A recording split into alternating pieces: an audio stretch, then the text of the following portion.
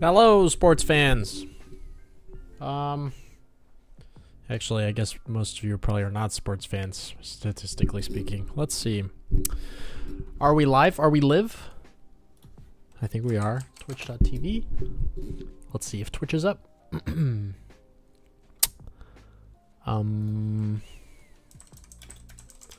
Not sure why. Yeah, okay, cool.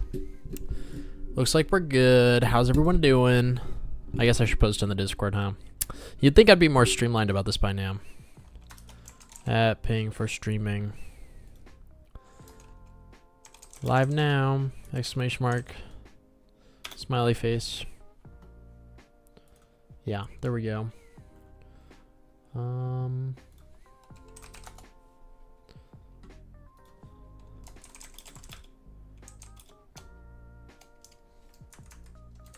Live now on YouTube and Twitch. Cool. Let's close out all that and see what y'all are saying to me. How's it going? Manifold, good to see ya. Vetterway. Devin B. Oh, Vetterway, not quite. Almost. What engine do you use? I use Unity. Yeah. Yeah, love me some Unity. How's it going, Sean? Sean the Pond mows the lawn. I love to see it. Oh. Sorry, Iskta. Didn't quite make it. Guys, we have to decide what we're gonna do today.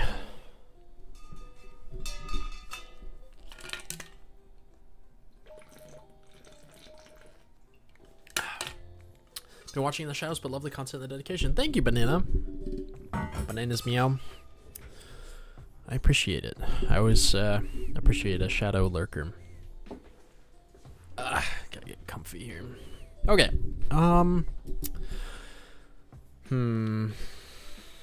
Actually, I might just take this off. Yeah, I'm gonna switch my audio to my speakers. And then I'm gonna have to change it over here. Audio output device. So you guys get the audio back. There we go. Okay, what are we doing? Guys, we have a lot of options. Like a lot. We could be doing coding stuff, which it's harder for me to read chat when I do that. Or we could do some drawing stuff. Because I have this huge list of smaller tasks.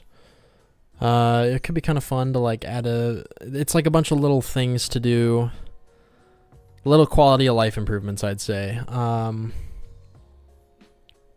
Like adding a quick heal button. Or people say the volume on initial load is too loud by default. Or making it so that when NPCs die and they're like passed out on the floor, that there's like little dazed stars over their heads. Things like that. Or like when you enter the volcano area, because it's hot and it deals damage to you, something to like visually show you that. But it'll be really coding heavy. Maybe today's the day.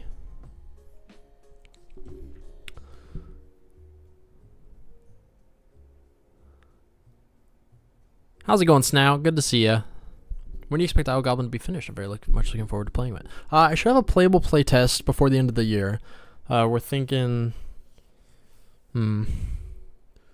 It's hard to say a specific date. The full game completely done about 14 months from now. So like April 2027. Which sounds far away, but there's really a lot to do. You'd be surprised.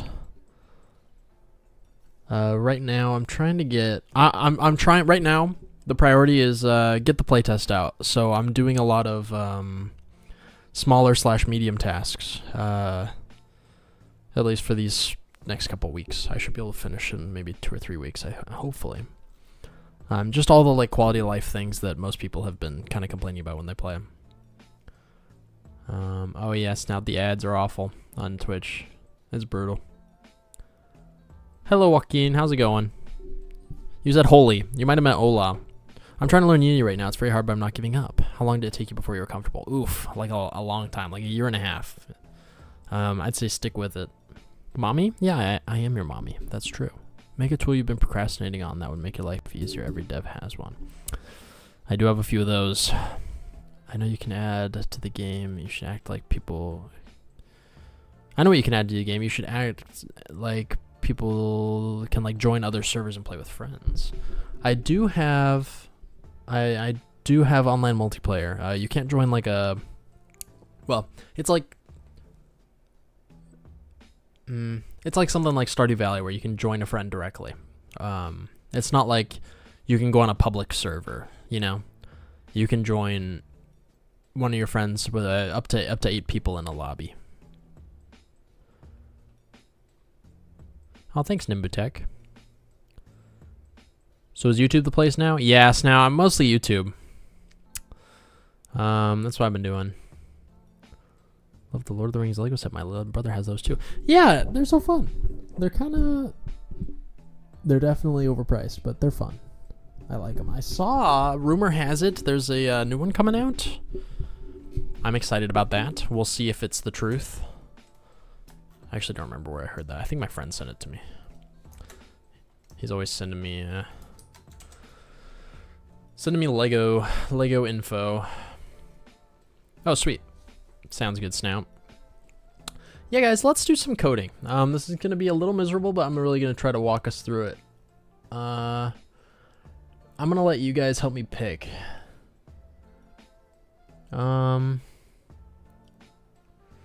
Okay. Number 1. Option 1. I'll write this in a text file.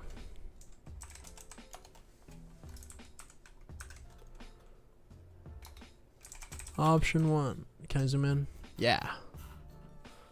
That's too big. Make it smaller. I need like a dark mode notepad. Make it so NPCs have little dazed stars overhead when they die. That's option 1. Option 2.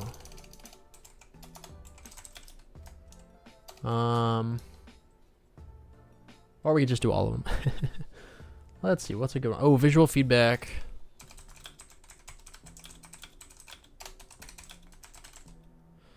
That one's gonna be, I might have to research a little bit for that. Maybe there's like a good Unity asset I could use. What, I literally have a list of like tons of stuff. Quick heal button.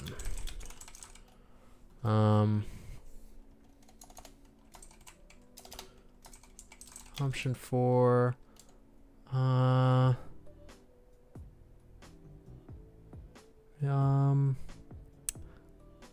looking.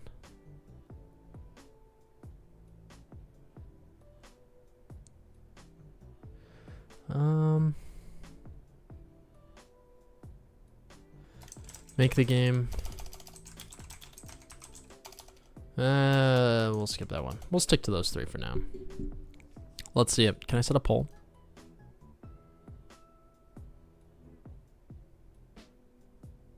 I think I can in my YouTube. I gotta do it here.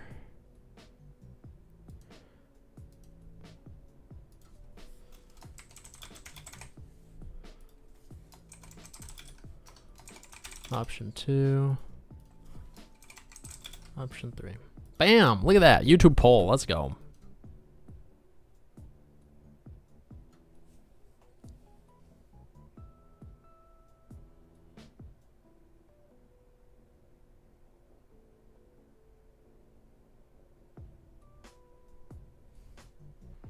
How's it going, Not So Average? Thanks for dropping by. Hello, 13 Joes. Joes? Oh, budget Korean translator. Hey man, I just want to say your Devlog series has been a huge inspiration. You made me start working on small games again. Let's go. That's awesome.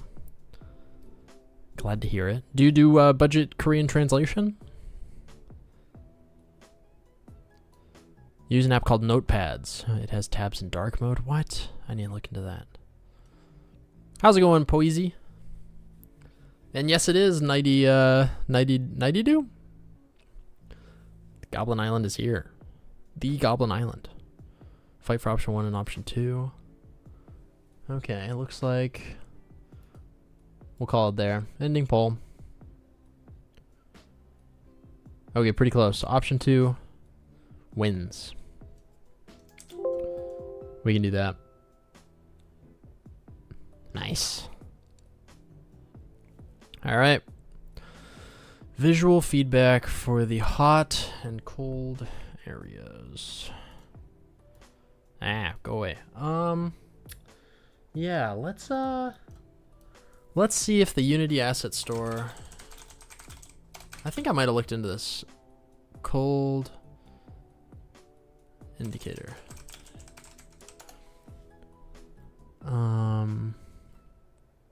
Unity Asset Store.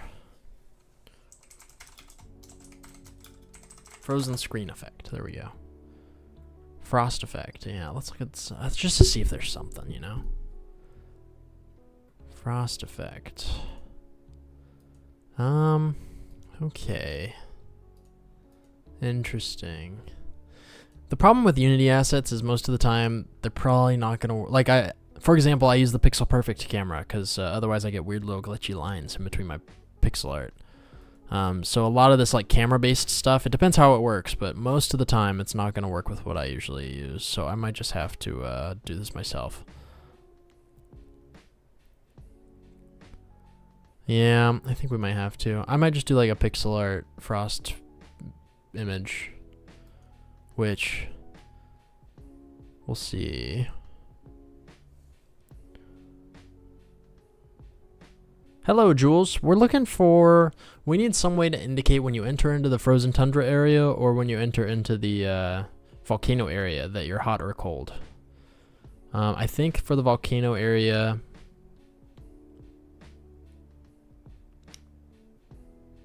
yeah, I'm trying to decide what would be best. Like, it seems like for the frozen area, the best idea is just like frost on the edge of the screen that kind of appears until you drink like your warm drink or whatever. And then for the volcano area, we could do like puffs of smoke emerging from the ground. That would probably be good. With maybe like a reddish, orangish. Yeah, having the guy sweat might be good. Or shake, yeah. For the heat, could you do like waviness? Like, oh, like the heat distortion, like a mirage type thing? That could be cool. Yeah, that is interesting.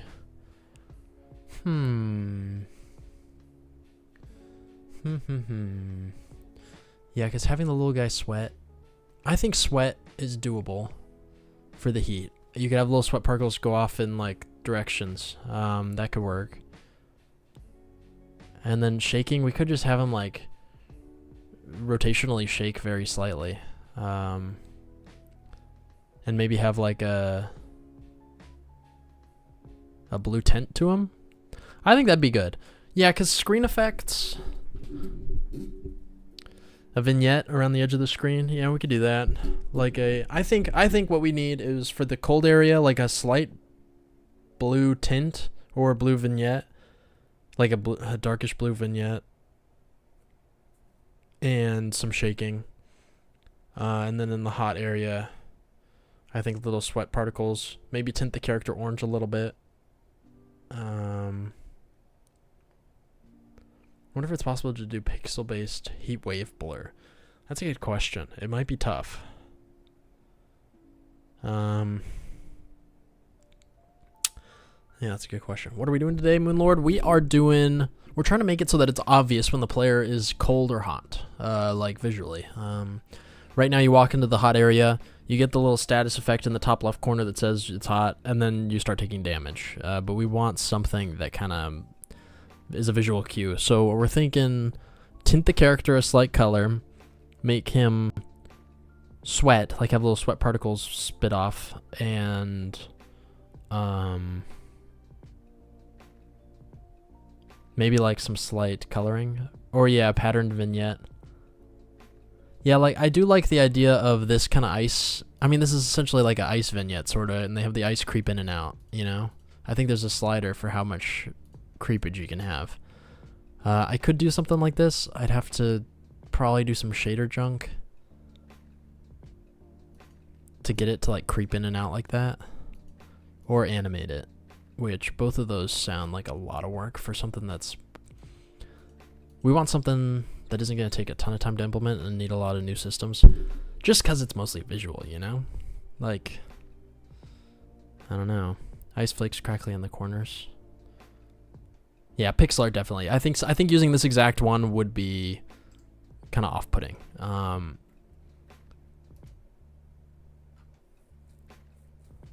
Let's see what this guy has to offer. See, yeah, something like this would be pretty nice. If it were pixel art, though. Give me higher quality. Oh, we're already maxed out. Pulse speed. Can I set the mask image myself?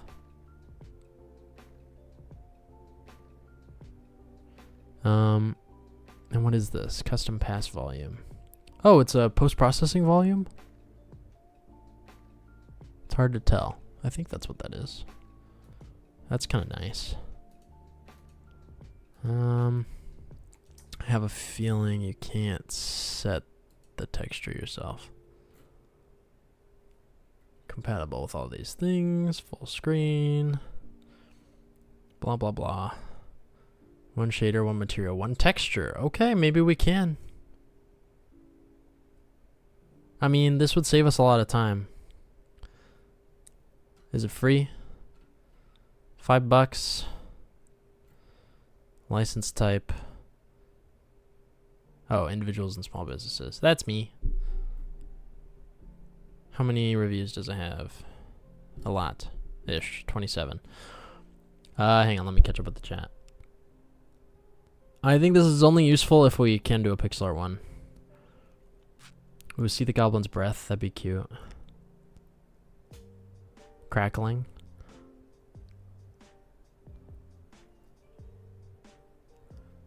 What if single pixel art image, then palette scrolling? Palette scrolling.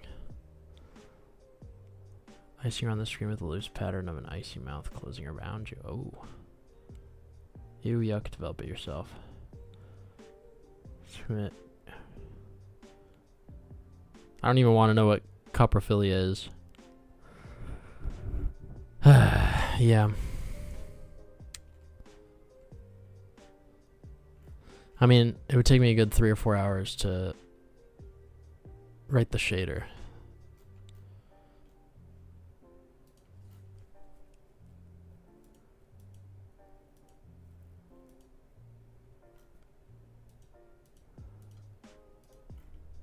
It'd be nice to save time where we can, because I got a huge list.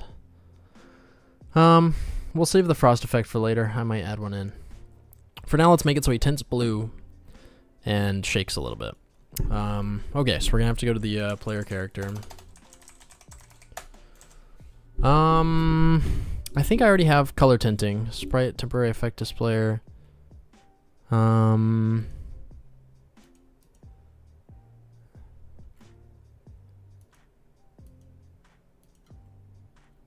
Bear with me. It's been a while since I've dealt with this script here. We probably just look up .color. Here we go. Color override. Ah, okay. So it's in the temporary effects script. Okay. I see. So here's what we do. This script gets pulled. It basically constantly says, hey, temporary effects manager, which manages all of the effects in the game. It basically says, should I be overriding my color? And right now we only do it if we're frozen solid. So let's also do it if is effect present. And I believe it was called status effect type dot cold? Environmental, no. Yeah, it should be cold. Environmental cold. I think, do I not do, oh, I see. Environmental cold isn't actually a status effect. It's just, is that really true? That was one of the first things I did, so I'm not surprised I didn't integrate it with this yet. That's a little frustrating. That's okay. We can just...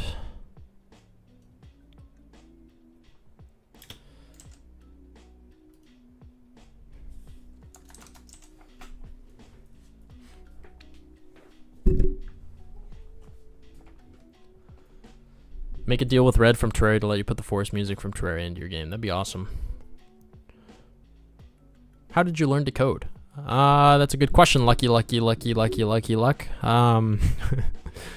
I started in high school in the AP Computer Science class. I got like a 3 on the test, so 3 out of 5. The AP test, which is a pass. But I didn't learn a lot. I learned like the basics, like for loops and while loops and variables. I understood all that really well, but then like classes and structs and stuff, I kind of didn't really fully understand that, and like polymorphism and inheritance and stuff.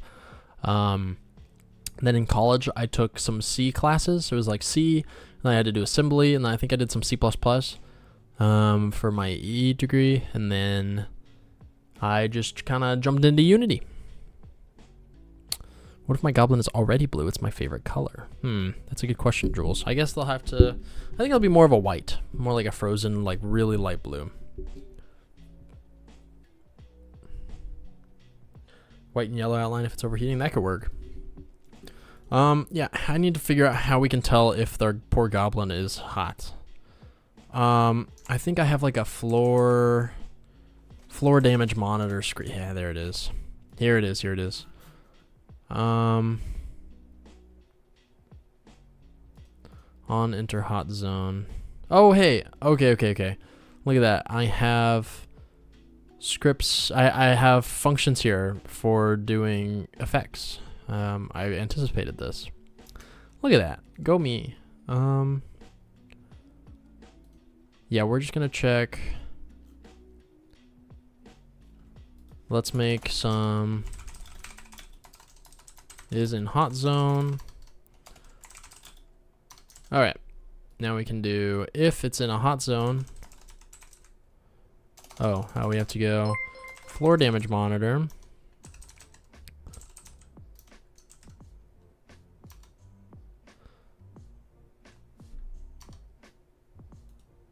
Cool.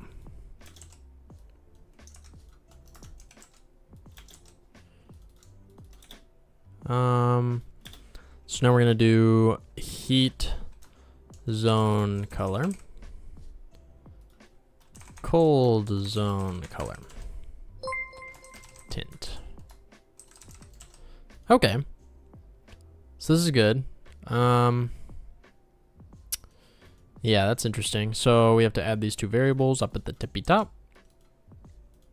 We'll put it just down here. It's going to be public color, bam. Throw one of those in there. You'll love to see it.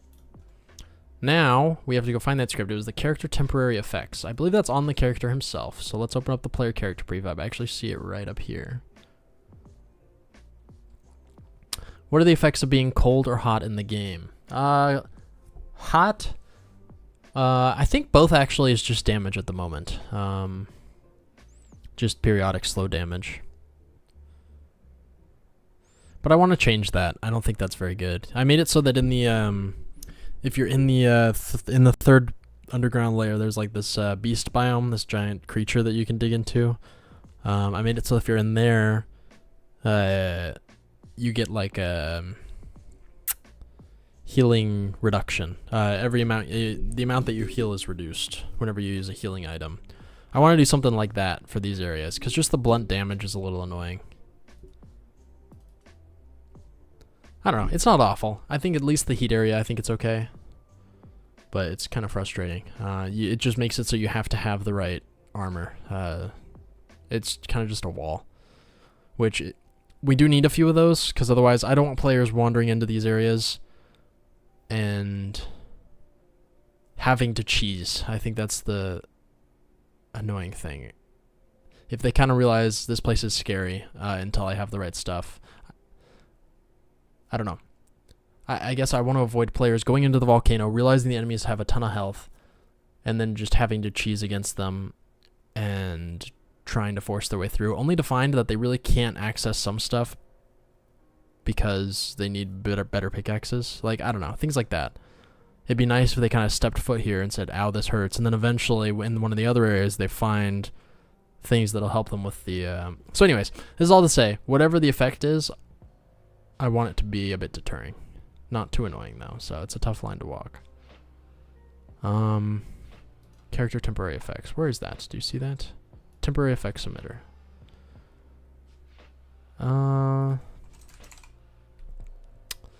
Interesting. Where is it? Maybe it's on the player itself. Oh, here it is. Here it is. Yeah. Okay. Copy. Paste. Hopefully, I don't think right now the code is smart enough to just kind of barely tint. I think it only goes, it just changes the color straight up. So I'm gonna have to make it so that it's a little more intelligent than that. So we want it to just be like slightly tinted orange. Use the alpha value for like kind of as the amount of tint. Cold could lower your attack speed and heat could lower your defense or stamina. I like that. How's it going, Cortez? We are making it so that when you enter into a hot or a cold area, it shows visually. You could play a small animation that block movement. You can also emphasize some damage. What if the fire spells don't work as well and vice versa? That could work. That'd be interesting. That's a fun idea.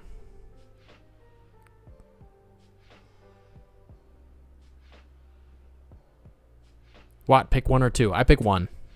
Ducky.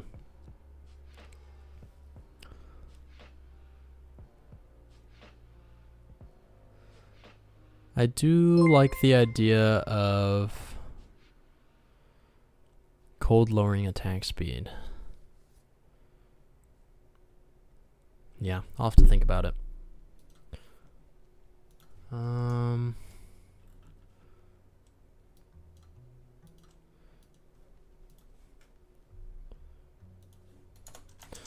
It's so.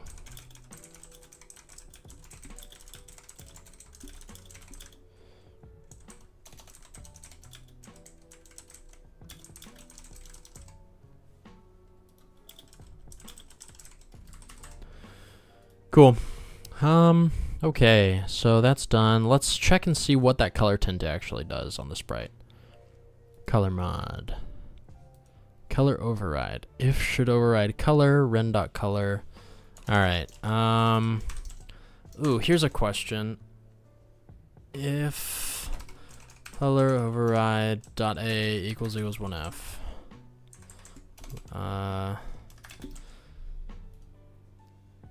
If the alpha of the color is full, then we can just full and straight up set its color.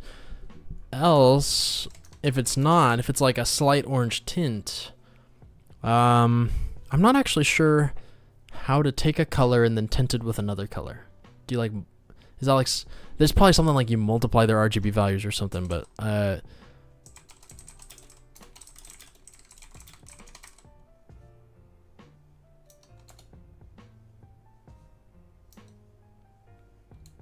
you can just lerp them? Is that true? I guess so. Interesting. I guess we'll find out. Is it really... Do we really just go white? Oh, I see. I see. I see.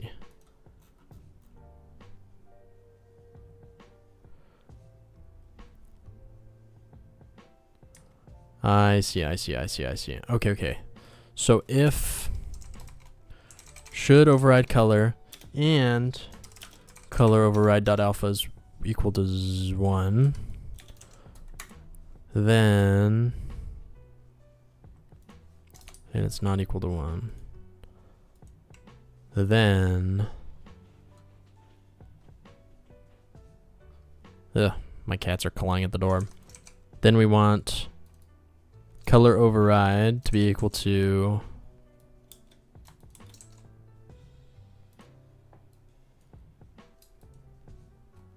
We can get rid of this.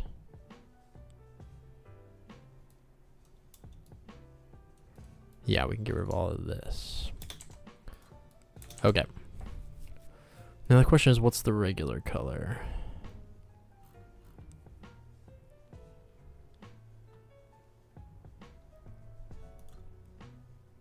Is it really just white? That can't be right. Yeah, body rend. I see. Yeah, we're gonna have to do this on a per color basis.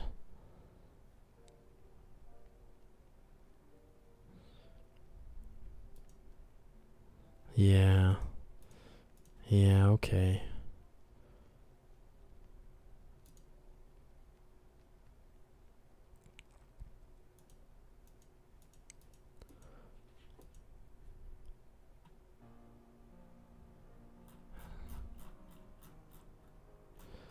Interesting.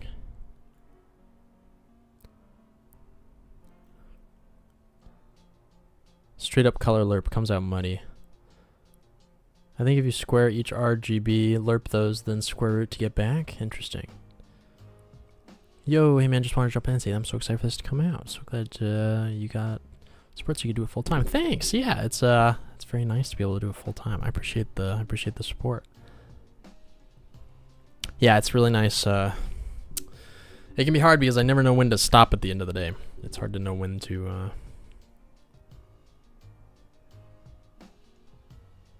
do that.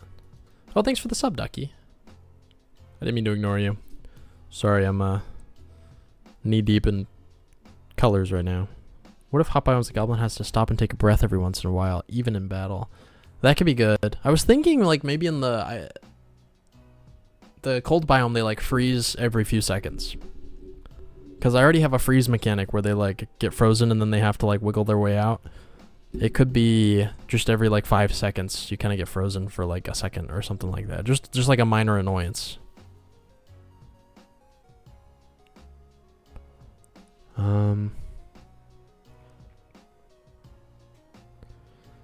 But that might be a bit much. That's kind of annoying. You want the maid dress? Yeah, I can't remember how to give out teeth anymore. I set that all up on Twitch like 2 years ago. I keep forgetting. I think I can do, it's hard because I don't even have, I have like this combined chat application. I think I can go over here to Twitch. Yeah, I forget the commands. I hate to say it, Ducky. I'll have to look it up.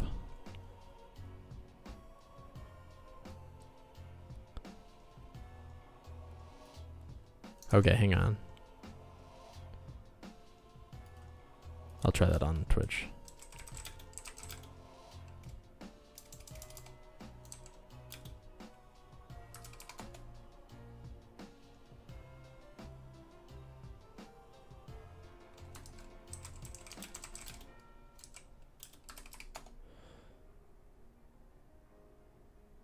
There we go, there we go. I did it. Hooray! Thank you for looking it up, or just knowing. Okay, if enemies in the cold biome are quick, blocking movement will create imbalances, for sure. But that is kind of what I want.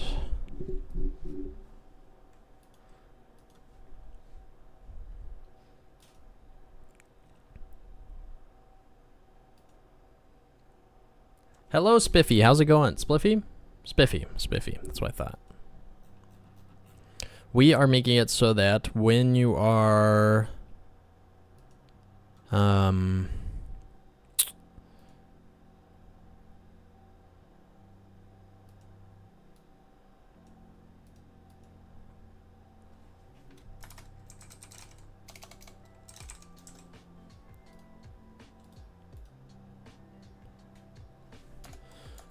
in a cold or a hot area, you get some visual changes.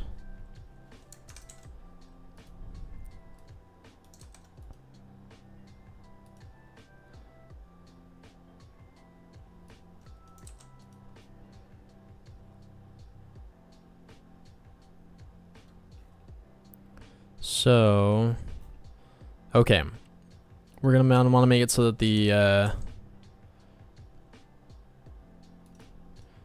Body goes from the skin tone to... What is going on here? Why is this not? What is your problem? A comma. You need a comma. Oh, there.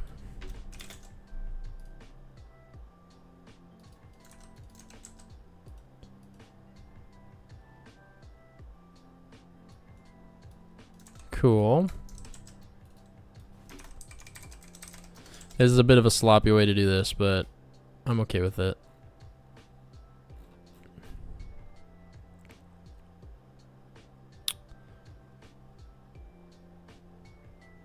I'm actually okay with the war paints not changing color, maybe? No, they should.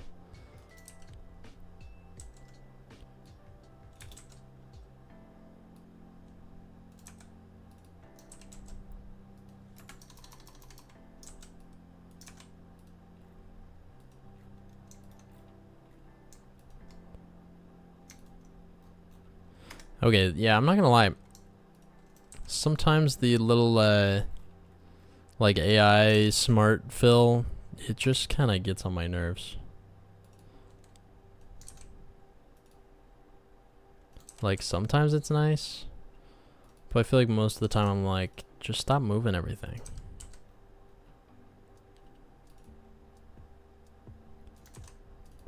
That's my boomer take for the day. Use Gen AI, Claude Code. I didn't do anything. I think it's like Copilot. And sometimes it'll just go away. Like, I'll have it for like a few hours. Like, I haven't coded in a while, so it's back. I think I'm on like a free trial of like Copilot. Oh, right here. Yeah, see this? Inline suggestions quote. Oh, it's behind my... I see a note here. Inline suggestions, Copilot for usage, 100% used. So I think I just hit my limit, but it's still doing it. I don't know. I just tolerate it. I don't really like it. Bye, Betterway. Thanks for dropping by. You should make it so stream elements is on the banned list for stream avatars so a real person can be there. Oh, I see. Yeah, that is smart. I didn't even think of that. Free trial of a thing you don't want. Yeah, like, can I disable it here? I can snooze it, but I can't disable it. Whatever, I'll figure it out later. Yeah. What can you do? Okay, so the tint thing works. It should work. Let's actually test how that looks.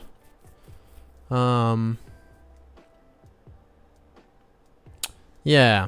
Let's run over to the volcano real quick.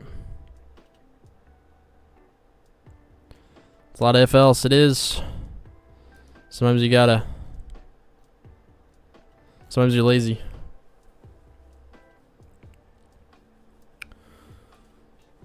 Yeah, for stuff that I know that isn't really gonna scale, I'm not too anal about it.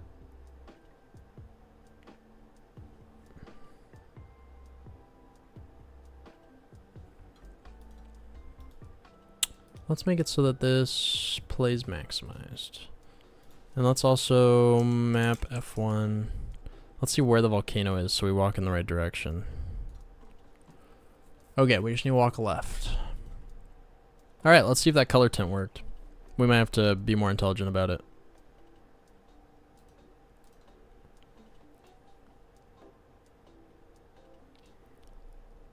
Go into settings in VS Code and then search Co and it's at the top and you can turn it off. Oh, thank you, Ducky.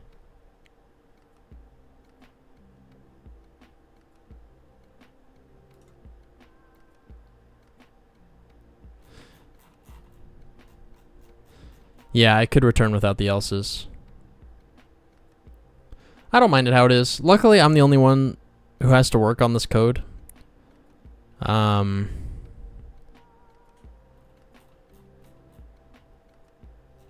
do think you're right, though. Some return, like if I just returned here,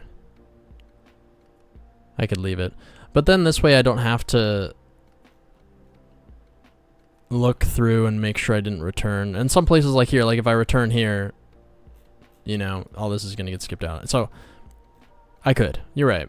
I just don't see the... I think I do generally behave that way nowadays. We are kind of in like the trenches here, code-wise, of like really old junk. But I do think you're right.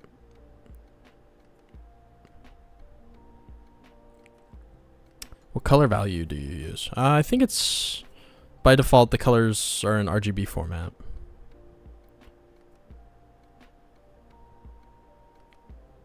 I turned it off when it started to be a thing, so I don't know for sure if you just turned it off or uninstall it. I see. Okay, that's good to know. Yeah, I think the code, like the fill-in is nice sometimes, but most of the time, I feel like it's fighting me a little bit. Oh yeah, it's gonna look really kind of laggy. I'll turn on God mode. So ignore my frame rate.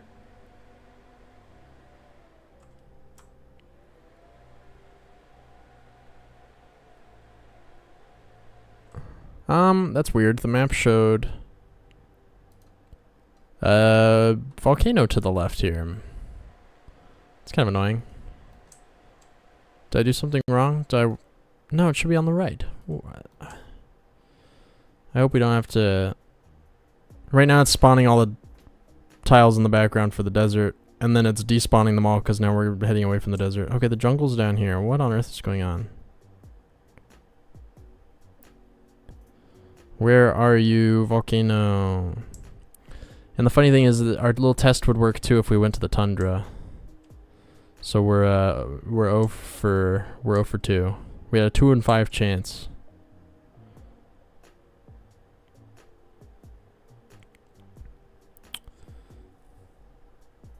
There we go. Now it just despawned all the jungle tiles that it spawned in preemptively. And if I weren't in Unity and streaming, it would probably be okay. Ah, there we go.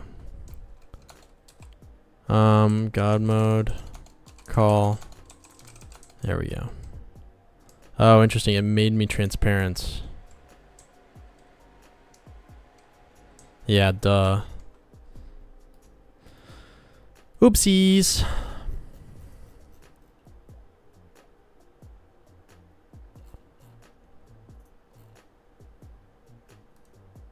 I know what's happening.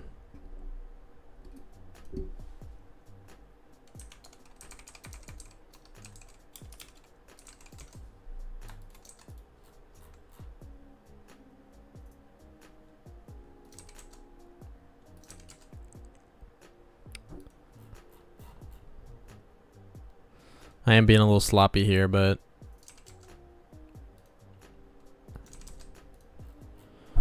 I'm lazy.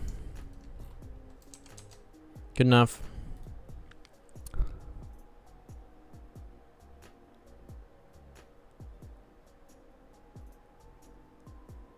Yeah, Easy. I appreciate the. That's the kind of thing I like to hear. I don't have like a very traditional coding background.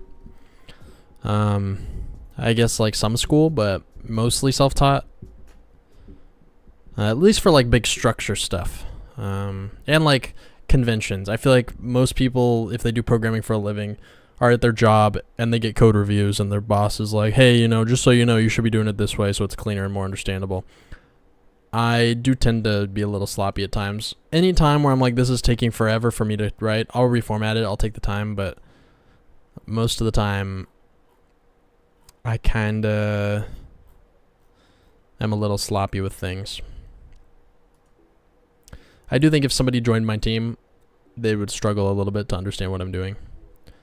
Not if all my comments are there, it might be okay, but if they had no comments, they might be like, what on earth? Maybe. I don't know. It's hard to say. Then again, I do look at code that I did like 3 years ago and I can kind of get it, but I did it, so I don't know. It's hard to say. It's a GitHub Copilot plugin, and the only plugin I have is Python. I see, I see. You should make a dev world map so you can see it all. That would be cool.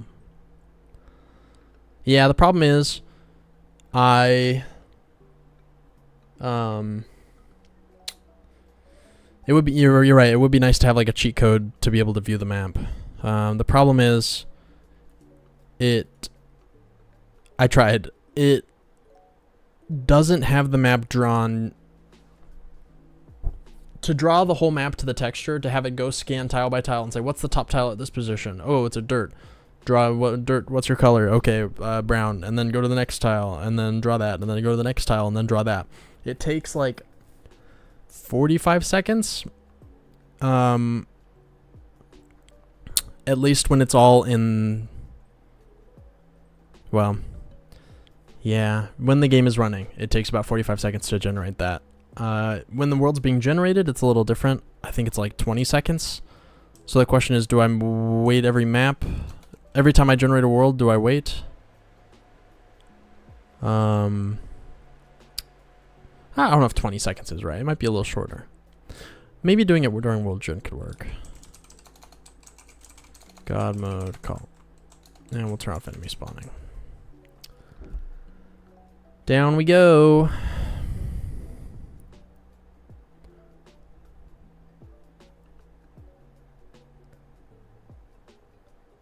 We'll also take off our helmets so we can see our skin tone change. Oh, I got an afro. That's cool.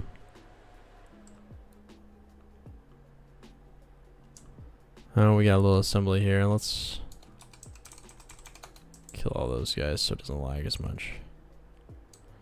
Okay, he is kind of orangey. That's a bit much, I must say. That's pretty orange. I think sweat droplets coming off and chilling out on the orange a little bit might be good. Let's actually see if we can find his player character.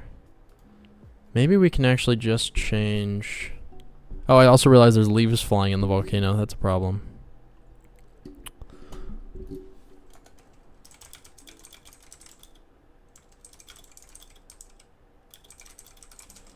Let's see here. Let's try. I think I can do this live.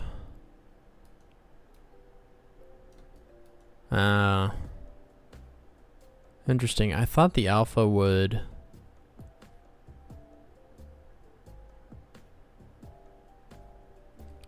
I think I did something wrong. Because the alpha really should be acting as the, like, amount of oranginess. That's a technical term. Where on earth? There we go.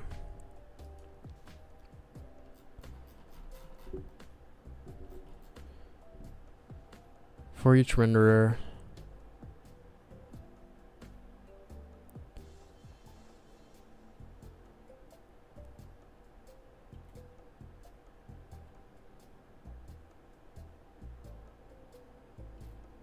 Where do we actually go through the armor? Oh, I see.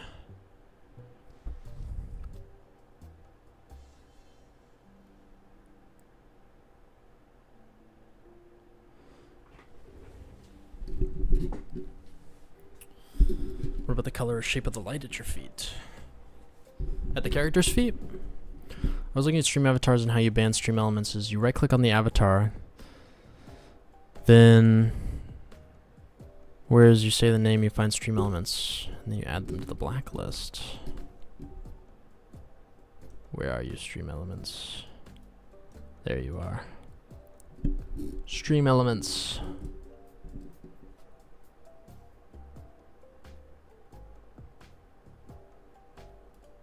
Blacklist. Thank you, Ducky. You're so helpful. I appreciate it. Hello, Brink. How's it going? We're coding. Blue snowflake, red flame. Oh, I see. Oh, I see. That'd be interesting. Yeah, sorry. I threw Lucky aside so that I could do that.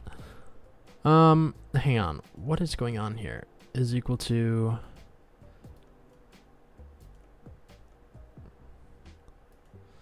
This should work.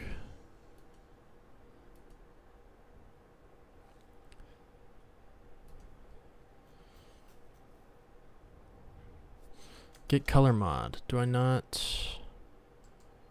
Huh. color override. If we should override the color, which we should, and the alpha is not equal to 1, color override is going to be equal to, we're going to lerp between the actual skin tone and the original color override color, which is orange that's half opaque, or not opaque, transparent. And then the amount at which we lerp by is the alpha, which should be 0 to 1. 0 to 1.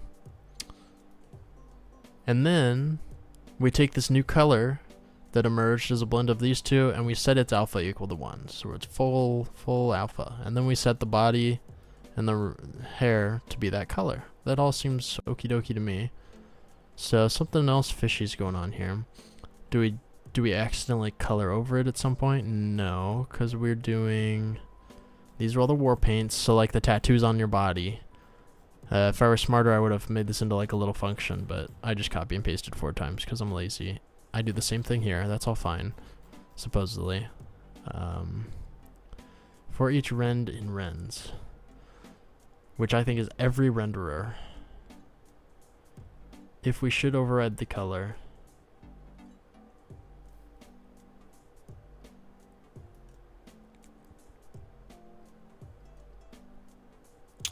yeah, this is wrong, but that's not the issue.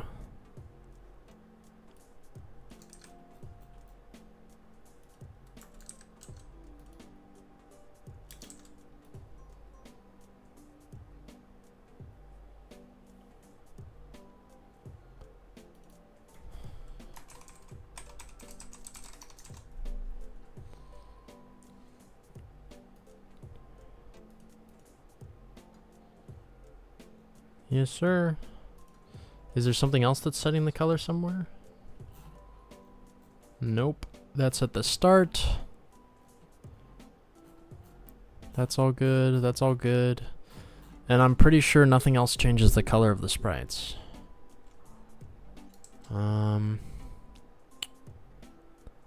This should work, said literally every game dev at some point. Yeah, maybe. These are RGB values. Just make a shader. Yeah, that's possible. The problem is then I need a different material for every player, which I want to avoid.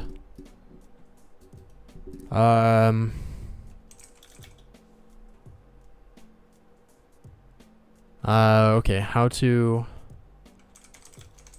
blend between 2 colors. Unity RGB. Color.lerp. Interesting.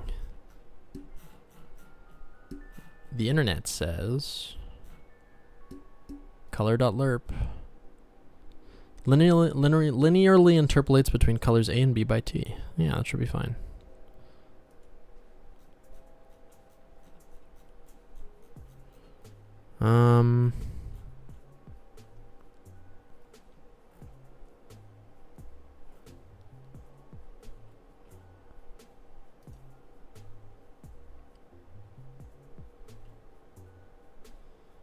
Alright, here's a Reddit post, or not Reddit post, a Unity forum post.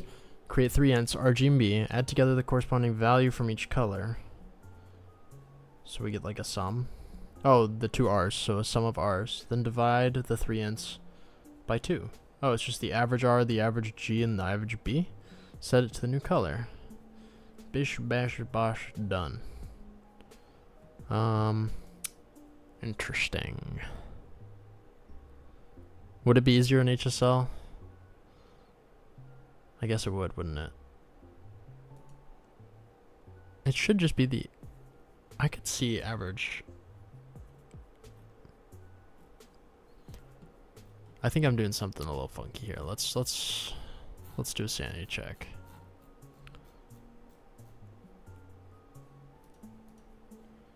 Color override.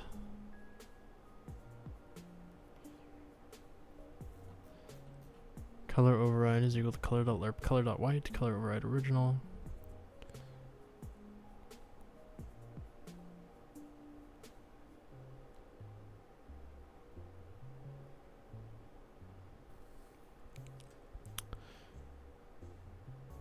Do you know that in this, if you inspect the page, you can just delete the AI overview? What?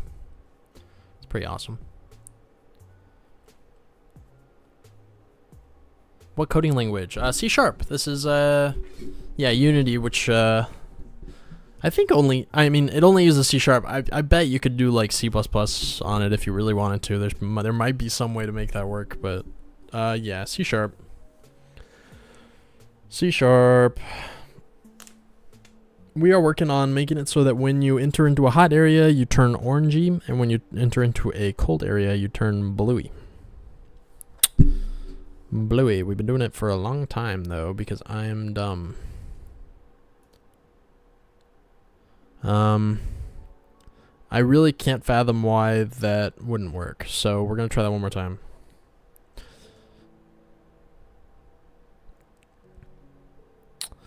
Yeah, we're just gonna struggle through it. We like struggling. We like struggling over here.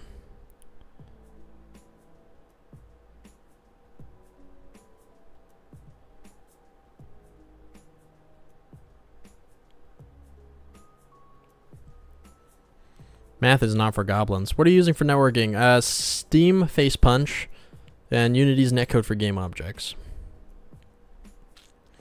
It's pretty easy to implement, I'd say, and it seems pretty reliable. I was using the Unity relays before I switched to Steam Face Punch. It was a little janky. Oh, nice. Yeah, I like it.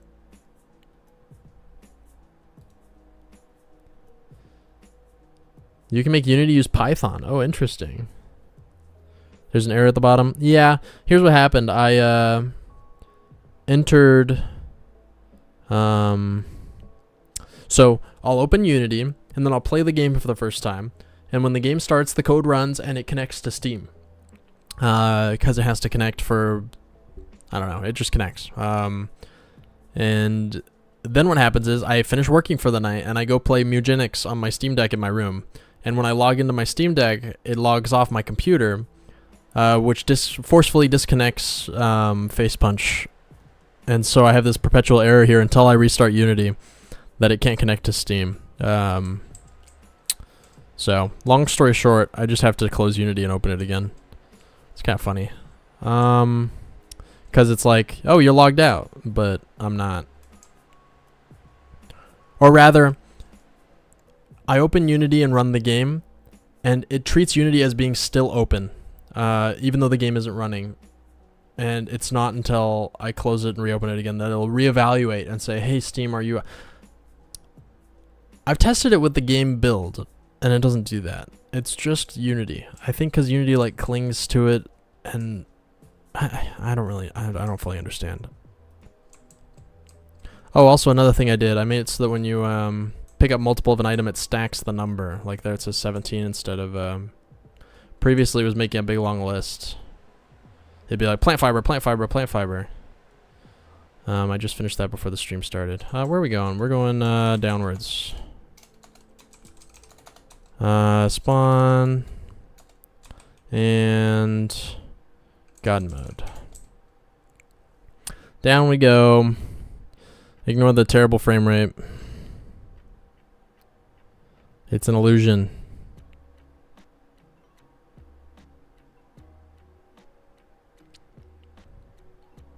Oh!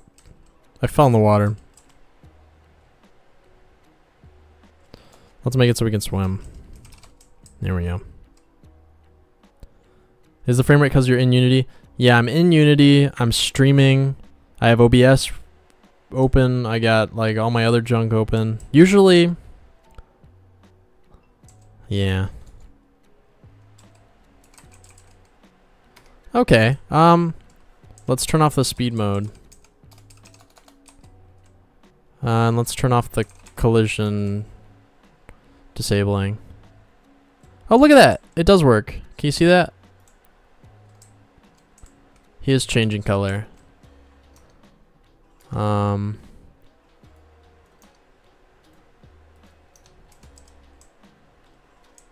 Oh, why is he white? Oh!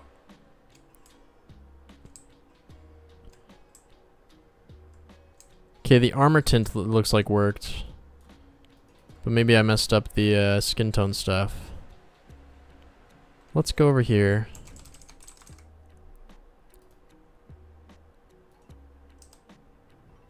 And let's go to this. Okay. See, like, it does work. Now when I increase the alpha, it changes how red he is, or how orange he is. So I think like a 50% might actually be okay. It's actually not too awful. Except for the fact that my skin is white now for some reason. Okay, but our first problem was solved. Earlier I was changing this and nothing was happening. I was like, what is going on? This makes no sense. But now the issue is that it's not defaulting to his actual skin tone, it's defaulting to white. But that's probably just a small issue on my part. So let's actually change these. I think like a 50% is good. So let's go to the actual player character prefab. Change that.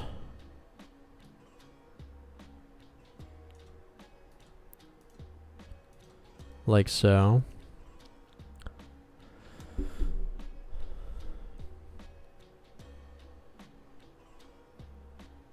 Speed mode cheat is Sanic, yeah. I know the hair turns to ash. He is white boy. Oh man, how much would you say making this game online multiplayer has increased dev time? I would say significantly. Luckily, I did it very early on, like when I started. Oh man, otherwise, I'd be so far. I'd have to redo everything basically. But really small stuff like putting stuff in a chest. Single player, you just save like some array of, you know, what the chest contents, and whenever you open it, you load that, you display it, the player puts in more junk or takes some junk out, and then when they close the chest, you save it, or whatever. You know, super easy. But with multiplayer, it's like, what happens if two people open the chest at the same time?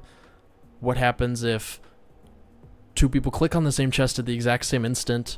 Who does it actually open for? I don't know. Sending chest contents across when you start up the game, like you start up the game and then a new player loads in, you have to specifically send over a big data file with all the text, with all the chest contents. I'm trying to think what else.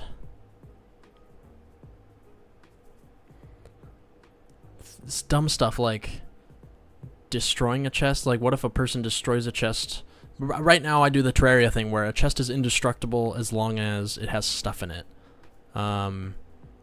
But what if on one person's computer they've removed all the stuff and then they destroy it really fast, but on the other on the server it still has stuff in it? You know, dumb things like that where it's like just so many little weird edge cases and things to consider.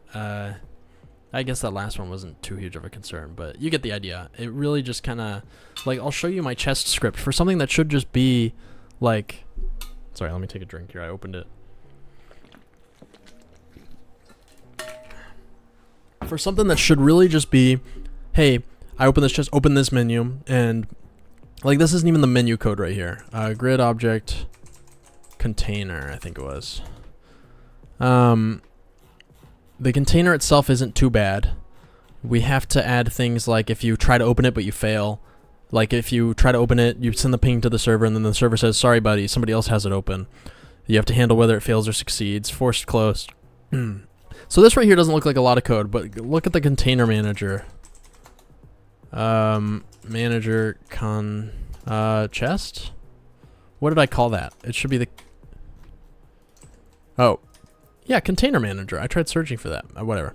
This is the container manager code. And like, it's a little bloated. And some of this is, like, this is a class. I kind of like to... I don't know if this is a normal programming practice. If I just like make a struct for like container contents, I'll just put this in the same file as everything else, just so it's all kind of in the same spot. I don't know if it's typical to make this into its own C# file. But anyways, I digress. It's a good, like... I guess there's not that many. 640 lines of code for something that could have been like 20, you know? Like this right here could have just been load container data and send it to the HUD. But instead it's like, all right, a client needs to call this on the server. This is a code that runs on the server to open a chest. Based on whether it should open, it has to either say you failed or succeeded. So it sends this out to everyone. And so if you're the person who requested it, do this. If you're not the person who requested it, do this. Because let's say somebody else opens a chest, you have to, as just an observer, watch it open. Otherwise, you have no, you click on the, like if somebody has opened a chest and they're in it and you click on it, you're like, why can't I get in? You know, you need some visual feedback that the chest is being used by somebody else. So it has to visually open on my screen. So as just a random guy who's on the server, I have to know which chests are open and which ones are closed. So the code has to keep track of that. Does that make sense? It's like a lot of, it's just a lot going on. And yeah, I do comment on stuff that isn't obvious to me. If it's not, I only leave a comment if it's like, this will confuse me when I look at it again later. But like for stuff that I do a lot, like for example, this singleton script, the code right here, like I have this on every manager, so I'm not going to comment on that. This stuff is all boilerplate. I don't know. You know, I only really do it when I'm coding and I'm pseudocoding and I'm like filling everything out before I actually go in and do it. Or if something is just insanely confusing. But I digress. We gotta figure out why is our sprite white? Why are you white? Here we set everything to white. If the colors, so each frame, and this is probably a little sloppy and wasteful. Luckily the footprint isn't too big, so I'm just gonna leave it. We set everything to white, and then we set their colors. It would be more wise to only change the colors when we have to, but this is easier. Body rend.color is equal to color override. Color override is going to be equal to the customization data skin tone lerped with the override. Yeah. Interesting. This should work. This should be fine. This should not be white. Why are you white? I'm listening to this like I understand. I don't understand either. Are you worried of dupe glitches? Oh, like I've made it so that it's impossible. It comes at the cost of slight delay at sometimes, and I think I walked back one of them. So for example, if you go pick a crop, if two people pick the crop at the same, well, when you pick the crop, and you're not the server, you're not the host. If you joined your friend's game and you pick a crop, it tells the host, "Hey host, Matt just picked a crop," and then the host says, "Oh yeah, there's a crop there. Yeah, you can go, you can pick it," and it'll actually make the crop appear on the client. So if two people do it at the exact same instant, whichever one gets to the server a nanosecond first is going to get a confirmation, and then the one that doesn't get a confirmation. The only downside to this is now you had to wait 40 milliseconds for your message to get back. So you click the crop and then you wait and you're like, why didn't it move? And then 40 milliseconds later you see it pop out. Which if your ping is low enough, that's not really noticeable, but most of the time it is. So I think crops were one of the situations where I was like, okay, I'll let that slide. I think Stardew Valley lets it slide too, because it was bothering me. Like I was noticing it. I was like, yeah, this is kind of stupid. But things like chests, I do wait for the chest to give confirmation that you can open it. So there is a slight lag when you open a chest as a client. It's 40 milliseconds, so it's not that bad. But I think I have the HUD start to open and then it populates, so it's maybe not as bad. But anyways, I think duplication will only happen with crop picking. Yeah, you only think you've made it so it's impossible.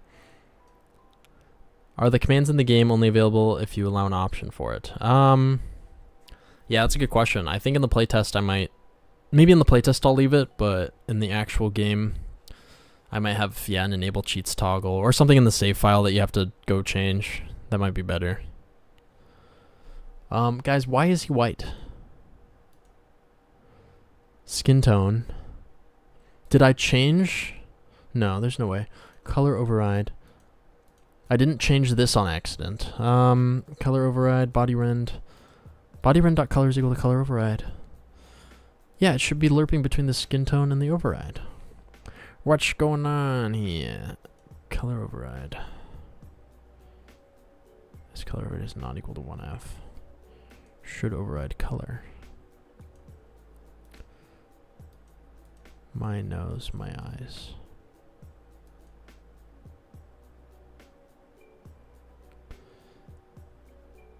And it's not some like value type. It's a struct. Okay. Yeah, there's no way. Color override.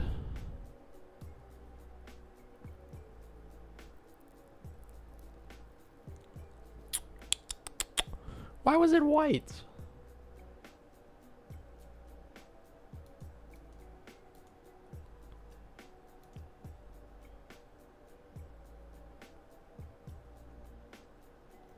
I'm actually really confused.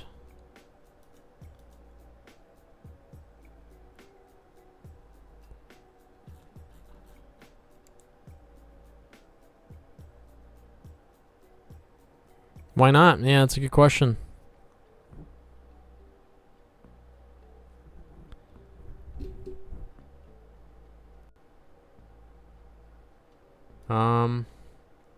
See, this is why I don't like coding on stream, because it just makes me, it's just boring because I'm just staring at the screen.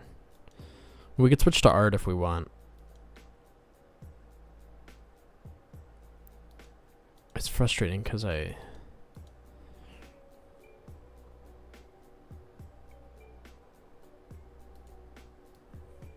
don't need these double ifs here. That's stupid. I like the coding. Okay. Alright. Thanks, Radical. Thanks, Ducky. It really should. Hair rend is equal to color override. I'm baffled. I'm perplexed, as they say. Do I ever change this on accident? No. No, no, no. Nay. I do not.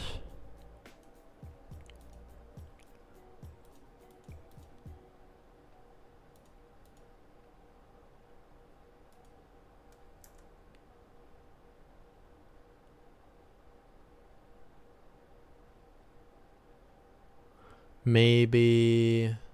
Because when it was all the way up to orange, it looked good. Yeah, it should have been the skin tone. It really thought the skin tone was white. For sure. But only then I walked back to the forest tile and it changed to the correct one. Why would it think that? Skin tone or the color override? Set its alpha to 1. Change it. I think this is actually really interesting. I'll listen to this while doing my own art. Oh, nice. Sounds fun. What kind of art you working on? What are we drawing?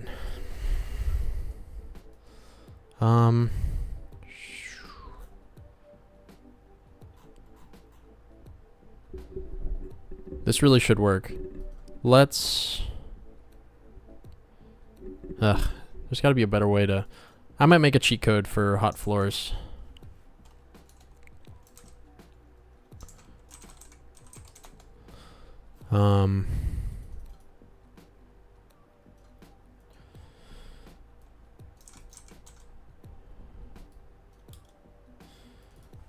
Hot. I'm just gonna write hot and cold.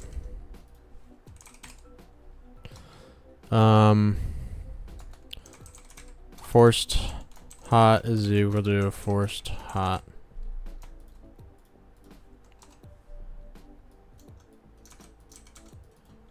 Forced cold.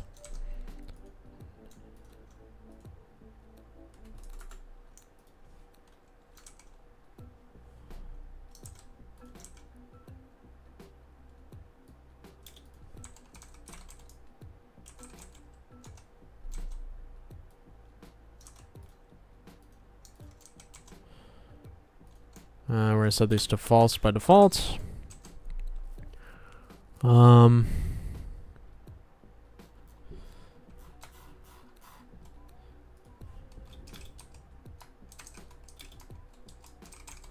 Cool. And then for the floor damage monitor is in heat zone. Is this done an update? Yes, it is.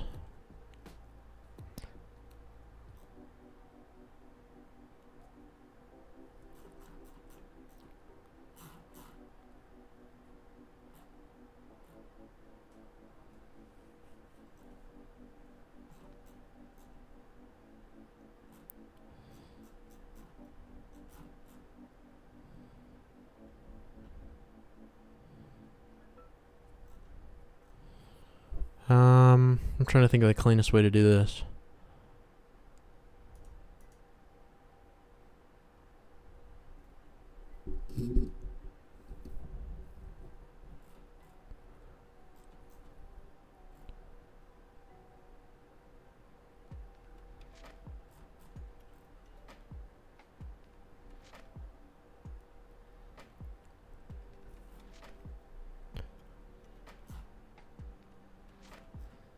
Yeah, it won't do the damage, but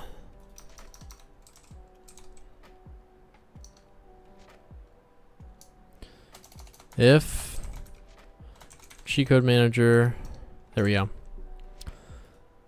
If we're forcing it to be hot with the cheat codes, we should have heat damage. And we'll put an else here. If we're forcing it to be cold, we'll have cold damage. This will actually make it so the damage won't happen, but our visual should happen. Okay, now I don't have to walk all the way to the volcano again. We can just type /hot. I was also doing art a minute ago, and I was making the logos for PvP event in the game Grounded too. Oh, nice. That's awesome. Grounded. Sounds fun. What if Peter Griffin came to your door and kept getting into cutaways? What's your idea to stop his tyranny? I don't know if I could. I think I'd just succumb to it. You act as though I'd fight it. What would you say you're most proud of in Isle Goblin?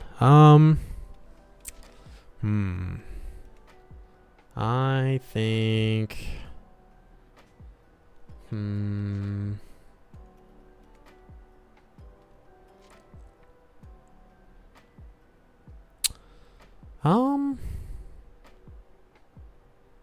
I think the code, oddly enough. I think it's fairly complicated, and I'm pretty proud of it. I feel like it's usually pretty simple to navigate most of the time.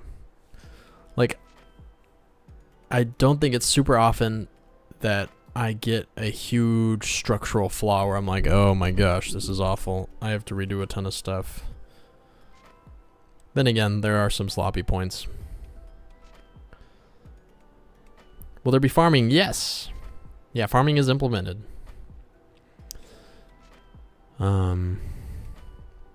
Yeah. Oh, speaking of which, I just added a greenhouse item. You can add a glass roof, so then you can place crops under it, and they won't be affected by the seasons. Earlier, if your crop exists in the wrong season, it dies on you. One of the cutaways is you slowly descending into a septic tank. Okay, I guess I would fight it. I think I'd make the motion like I'm turning off a TV, you know? And he'd get the picture. As a TV character, he's obliged. Why are we out?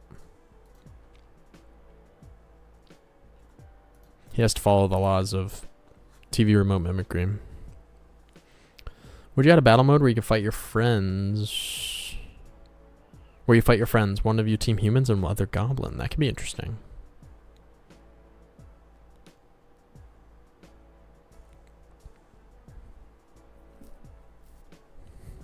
Yeah, it doesn't have a PvP mode at all right now. Mostly because right now all of the combat is made in such a way that it favors the player, you know, in terms of like, it always trusts, if a client says, hey server, I hit this enemy, it trusts it. Because on their screen it probably did. Unless they're cheating. But you're only playing with friends, you know? This isn't like you join a random server and get griefed, you know? It's like, you're playing with your friends, and if they're cheating, I don't know, don't play with them. So I trust the clients a lot in the code. So PvP might be tough because it always kind of assumes that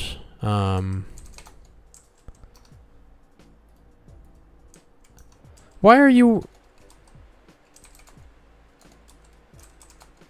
Yeah, why is he white? Why are you like this, sir?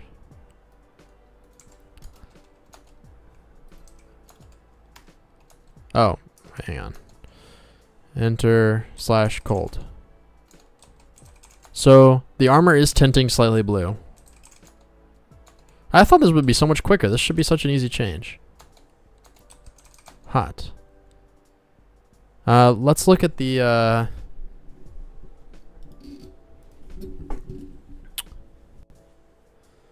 yeah, the armor changed properly. This is so funny to me. What is happening? Player character. Ignore. Exit prefab mode. What is going on? There's some shenanigans afoot. Let's look at the actual sprite color. Let's look at that. So first off, let's set this to 0. Oh, shoot. There we go. Is it really just straight up white?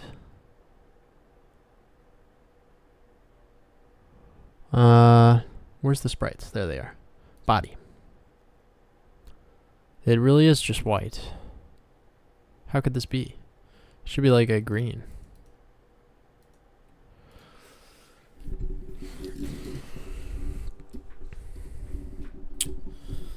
This is so strange to me.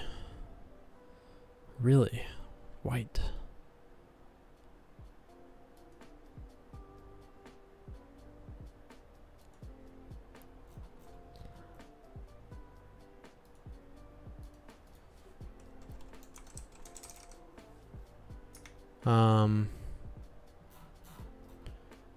Character sprite displayer.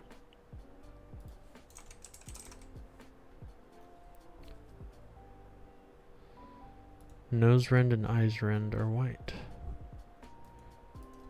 Body rend dot color.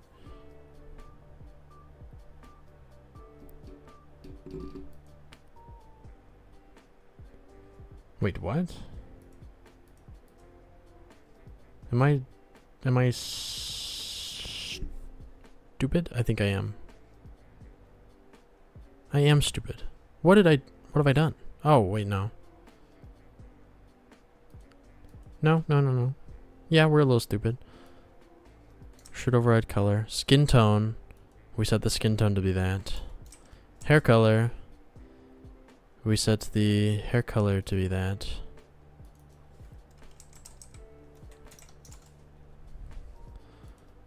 We set the body renderer and the hair color. Hair color, skin tone. I don't understand why the skin tone was white. Good night, Chimeras. Thanks for dropping by. Will you make it so you can fish up a shark that kills you? You could fish up a shark, but I don't think it can kill you. Why will this only be on Steam or is on PlayStation, Switch, or Xbox? And will be crossplay. It'll probably be Steam to start, and then if it sells well, we're gonna port it. That's the plan. All right, War Clown. Thanks for dropping by. Sorry I didn't get to your question. Would you add a? Oh, I did actually. Yeah, the PvP. Yeah, thanks for dropping by. Color override? Yeah, this is for oh, I see. Chimeras, you were saying goodnight to him.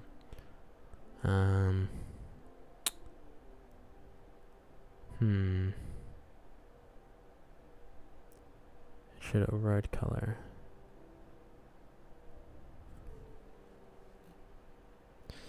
Yeah, if we should override the color, we should pick it this way. Otherwise, we should go with the defaults. In which case, the body renderer should be the skin tone. I mean, let's look at everywhere body renderer's color gets changed. It gets changed here, which is correct. If we're not overriding the color, it should be the skin tone, which we see works. But if we are overriding the color, the body render should be this color override. And the color override, if the alpha is not 1, oh, I see.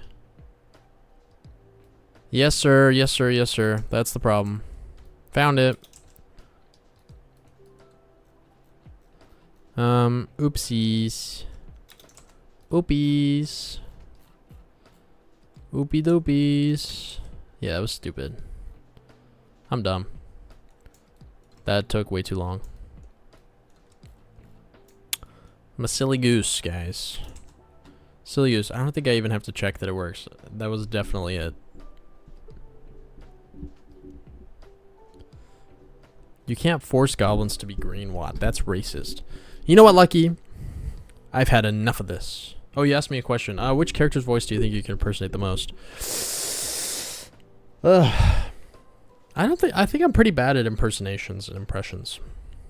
I don't think I have like any. I don't have any go-tos. You know, some people will be like, I could talk like Kermit, but I can't really do that. It's not my skill. It's not what I was born with. It's not who I was meant to be. We'll test it anyway.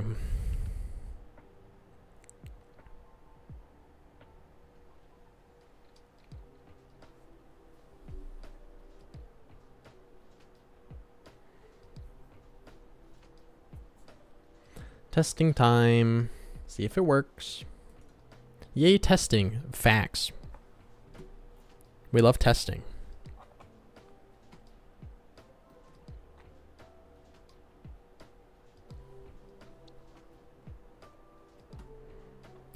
Yeah, so next up we have to add a little shaky shake for when you're cold. And then we have to add sweat for when you're hot. Hot sweats.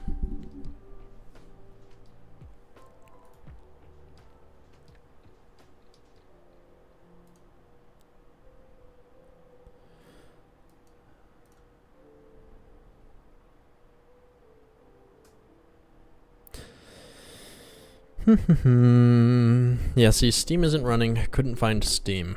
But Steam is running, and it can find Steam. Just a little silly sometimes. Did you read my chats? I had to go for a minute. I did. Oh yeah, I answered. I'll answer again. Start out on PC, and then we're gonna port if it's successful. That's the plan. That's what our contract says with the publisher. Can you make it so you fish up a shark? You can fish, but I don't have anything that like jumps out and kills you. I do have it on my like want to have list. I think it'd be fun to have like a boss that appears if you hit a giant fish. Hot. There it is, gang. You love to see it. Oh, I'm cold. I'm a cold goblin.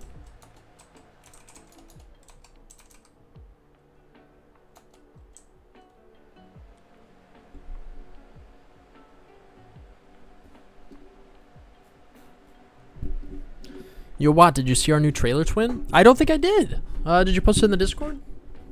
I want to see. I want to see. Show me. Show me.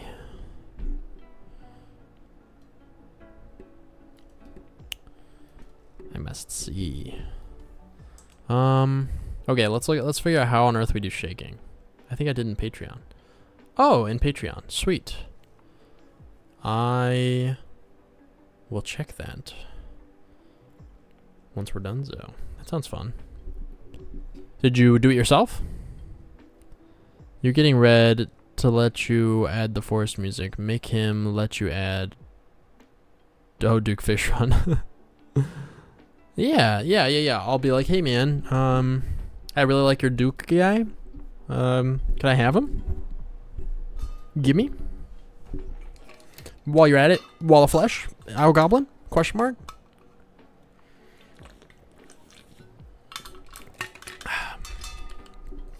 Some good water. Okay, let's see how fast. Speed run, guys. Let's see how fast we can make him shake. I swear I have a shake mechanic already.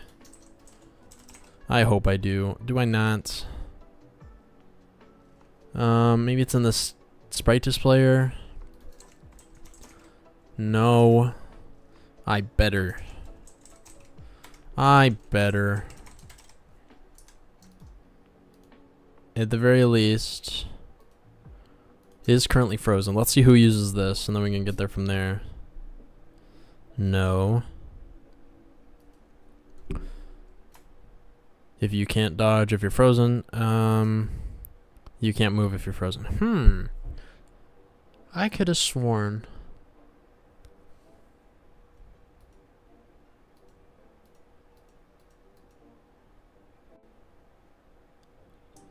I had a shake. Maybe I had a good reason for why I didn't. No, it should be okay. Yeah, it should be okay. It should be okay. It should. Let's look at the player character object real quick. I have 8 minutes. Yep, did trailer mostly by me, a couple clips by my programmer. That's exciting. I'm excited to see it. 20 seconds, Lucky. Come on, Lucky. Lucky. Lucky. Lucky. That was actually me just reading your name once. Or like all the games that do a collab, he'll just give you the Momer? Maumer? That sounds awesome. Maybe it's in the character script. It shouldn't be. Yeah. Should I just have the sprites do it? I think the whole thing. Time's up. No. Oh, but the high-res art and Steam art is all by a very talented artist. I see, I see. Yeah, I remember seeing your art. That did look really nice. Very exciting.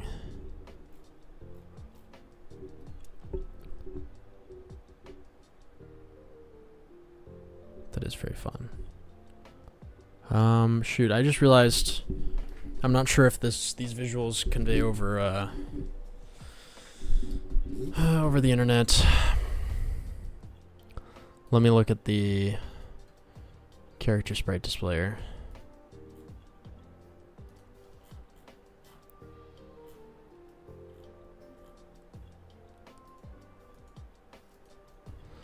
Yeah, get color mod.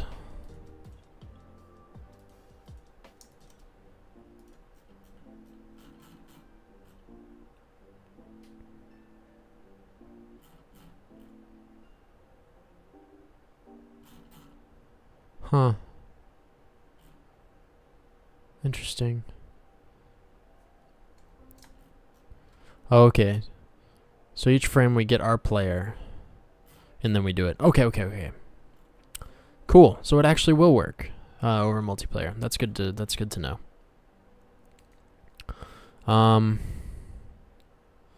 Yeah, this is tricky. So I guess with the shaking, I want it to be like kind of side to side. Up and down. Probably just side. Maybe like it could be like from the feet. That'd be doable. Kind of like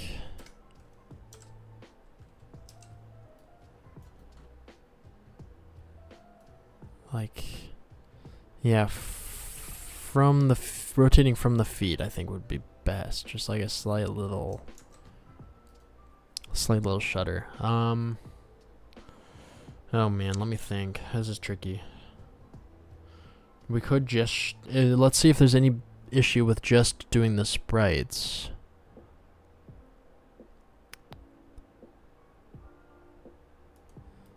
I don't think there's an issue with that. The inventories wouldn't rotate. That's obviously fine. Our overhead health bar won't rotate. That's fine.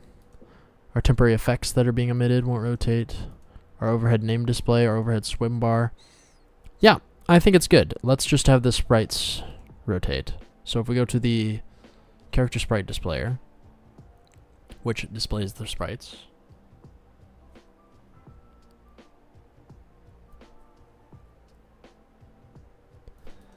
Hello, Amira the Noodle. How's it going? Right now we're trying to make it so that when you're cold, you turn blue and you shake. That's, let's just make a, we'll just call this handle cold shaking. We can, if I ever want to shake in any other instances, I can change up this function name and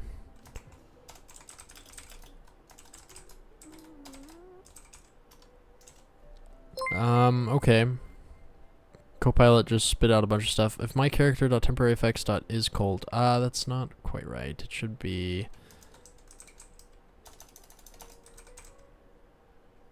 Is it temporary effects that does that? Who does that?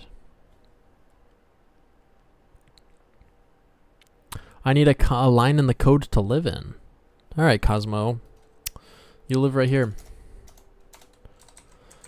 Cosmo Tabus lives here. There you go. You're welcome. That'll be $15. Just kidding. How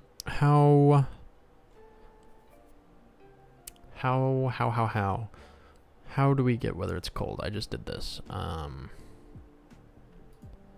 Forced cold.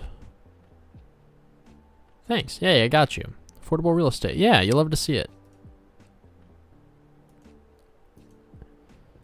Floor damage monitor does it. Duh.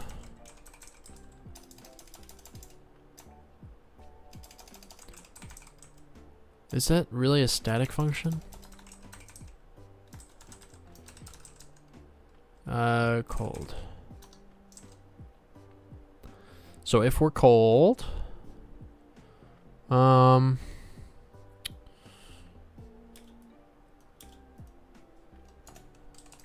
to slightly rotate the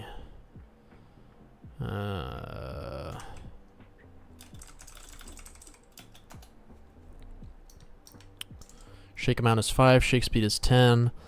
Angles can be signed. Time shake speed. So that would mean it would take 6 seconds to shake once, times 10, or divided by 10. So 6/10 of a second to do a full shake oscillation. That's okay. I kind of want it to be a little faster. Let's do like 15. Time shake amount. 5 degrees should be good. Transform to flip.local rotation. Else, transform to flip.local rotation. Yeah, there we go. Cool. Okay, guys, let's see if this works. Should work. I really think that'll work. Affordable real estate. Yes, indeed. What is rent for living in code? I'd say a good 3 cents per line. Shovel back to my hovel. Thanks for the stream. Thanks for dropping by, Caleb. It's been fun. Sort of. As fun as code can be. My phone is about to die and I want to play Peak of the Kingdom, so see ya. Alright, Lucky. Thanks for dropping by. Peak of the Kingdom. I don't know if I've ever heard of that. Peak of the Kingdom. Images. Oh. Interesting. This looks cool. I like it. I like it.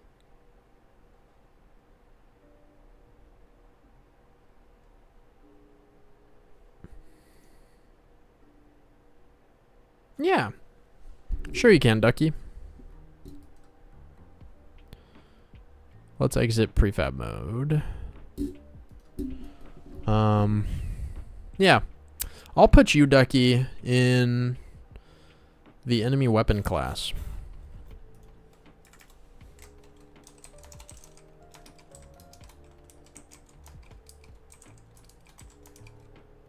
Oh man, I did parentheses instead of underscores.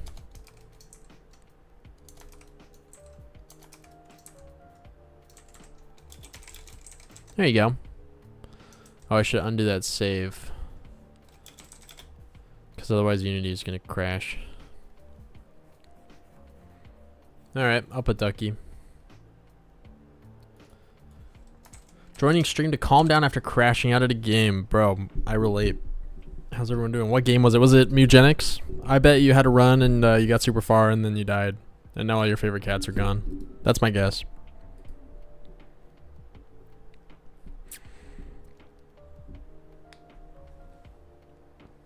My best guess.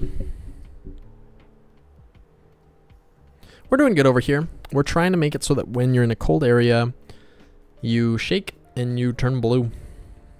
How late we streaming today? All night. Just kidding. I don't know. I can't believe we're coming up on an hour and 40 minutes and all I've done is make it so you turn blue and shudder. I was playing Crosscode and doing a side quest with BS platforming. That's annoying. What? Why did Unity stop? Go back, Unity. Nope. All night. No sleep. No rest for the coders. I just have the stream in the background while doing homework. Nice. I'm happy to be your homework voice. Me yelling at code. I've never played a crosscode. Crosscode. I can chat with chat because my stupid Unity is taking forever to boot up. Oh, interesting. I've never played this. It's a 2018 action role-playing game developed by Radical Fish Games and published on Deck 13. By Deck 13. It's an MMORPG. That's cool.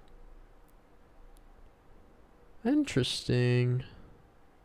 Very positive reviews. Wow, this looks very nice. This is a fun looking game in terms of like art style. I love a good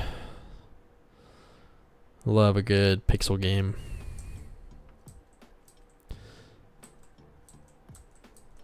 Very nice. That looks fun.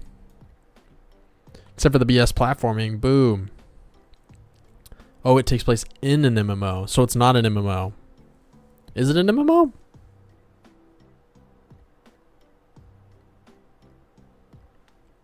I like scorpions. Scorpions are cool. Alright, Kimeras, thanks for dropping by. Much appreciated. Have a good rest of your day. I was streaming Straftat, and my teammate was just team killing me. That is really annoying. I'm sorry to hear that.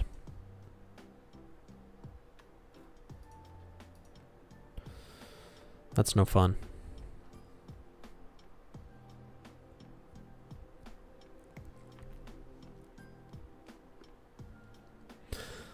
I've only seen a scorpion in real life a couple times, I think. I remember seeing some in the desert with a UV light. That was kind of cool. It was kind of surprising how many there were. Like, we probably saw like 5, just like walking around a little bit.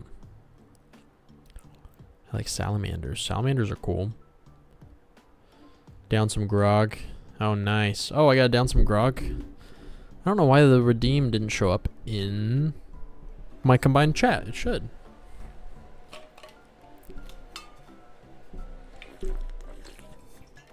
Yeah, Ducky, I used to stream on Twitch exclusively back when I was doing like pixel art on there. I switched over to YouTube at one point because my YouTube audience is bigger. Because like on Twitch I get like 20 concurrent viewers, but then I switched over to YouTube and then I was getting like 100 or so. So I was like, why am I should just go to YouTube. But then I learned I could cross stream. So my Twitch, most of the Twitch viewers have switched over to YouTube at this point. So Twitch is a little bit of a barren wasteland and I kind of ignore it in terms of like keeping it up and keeping it tidy. That's why, oh look, he's cold. He looks, it's too slow and it's too high amplitude, but it works. That's kind of cute. This is good for if you, a really slow one would be good for when you're drunk. Or you have a grog bog, I should say. Oh, thanks, Jules. Jules is plugging for me. I appreciate it.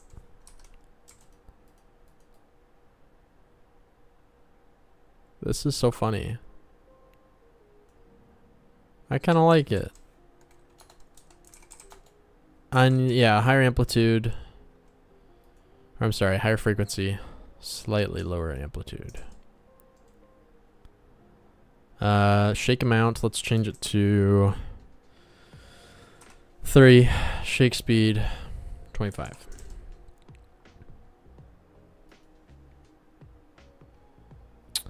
I think the amplitude's still too high. We'll go 2.3. 2.3. That's perfect. Nobody touch it. Hello, Human Yo-Yo Studios. How's it going? Human Yo-Yo. I can only imagine. That sounds horrible. Okay, I was crouching in the bushes to see if the shaking worked. Looks nice. Nice. Thanks, Caleb. I appreciate it. Yeah, get back in that hovel. Get back in there. Did you make an in-game weapon like the true copper short sword from Terraria? I did not. But I should. You should make a blue because it's cold. I should. And I did. But it's not blue enough, I think. Here's the color we used. It's about half intensity. Let's crank it up a little bit, both the heat and the cold. Okay. And obviously I'm just simulating coldness in the forest because I don't want to walk over to the tundra because I'm lazy. Exit prefab. Any thoughts on what it means to 100% the game? I'm thinking it's going to be kind of a Terraria Wall of Flesh situation. Oh, well, in terms of 100%ing, I mean, there's an NPC that collects items, kind of like a museum type NPC. You probably have to fill that out. Kill all the bosses. Finish all of the NPC quest lines and get them all to max friendship. See all their cutscenes. I do want to add like a bug catching mechanic. I know that sounds kind of stupid, but I just think it'd be so fun. Maybe not fun. I think it'd be cute. That's really it. Yeah, I think it'd be nice to have. I like that sort of thing, so I think it'd be fun. But I can't really justify it because it's more just like a fun thing to add later. I like bugs. Yeah, just the thought of a goblin having some beetles in his pocket, you know? That just feels right. Yeah, some scorpions. Imagine if you could throw a scorpion at some humans. Cute, like that's peak goblin right there. You know? With like a net like SpongeBob does. I think so. I think that'd be the best way, gameplay wise, to do it. It'd be cool if there was like a more goblin-y way. Yeah, like throwing mud. There you go, Amira. That's what I want to hear. Yeah, like mud. That'd be good. That could be fun. Or it could even be like a little mini game. That might be fun. You see it in the dirt and you go walk over to it and crouch down, and lots of options. I'm not super sold on any of them. Oh, another thing I added per a Patreon a request from a playtester. These things are wards that scare away people, or scare away. They reduce spawn rate of enemies in the radius. I think I need to make the radius bigger now that I'm looking at it, but you can hover over it to see. Then as you're placing, it'll also show. Anyways, let's see how it looks.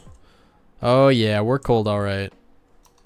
It doesn't look very blue, does it? Oh, his skin looks really blue. Why does the armor not look blue? What happened? We just fixed this. Hey, excuse me. Oh, it does tint it slightly. Maybe because green is already so close to blue, it's like it doesn't have much to change. That could be it.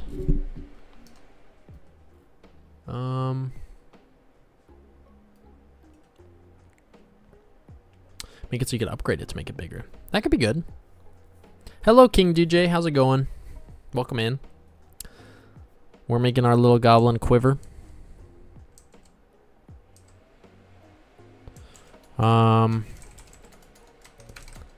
Yeah, it definitely is working because this looks more orange. Okay, well, anyways. Stupid skeleton. Be gone. Okay, so that looks good. Now I want to do a sweat emitter. Oh, a faint teeth chattering sound. I'm going to add that to my list of sound effects. That's really fun. Sound effects.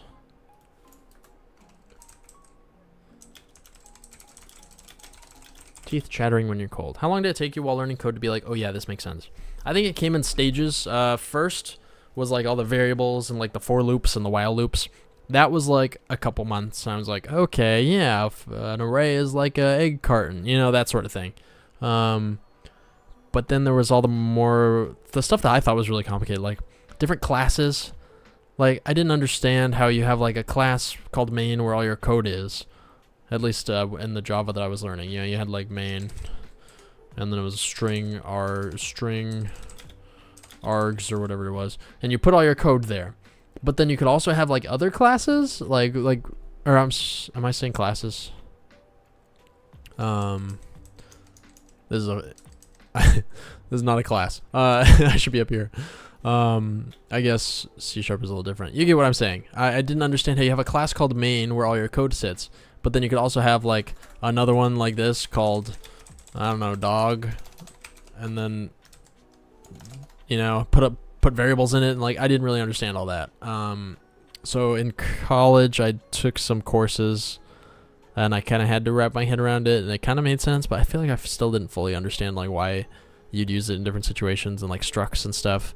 I don't know. I think using Unity, it just took like maybe a year and a half of just trial and error and seeing what other people do and just trying to figure it out. One thing that really helped me was I bought this, like, this is one of the, I don't buy a lot of Unity assets. I bought one, it was like $70. It was like RPG, like, framework. It was like a framework for your game.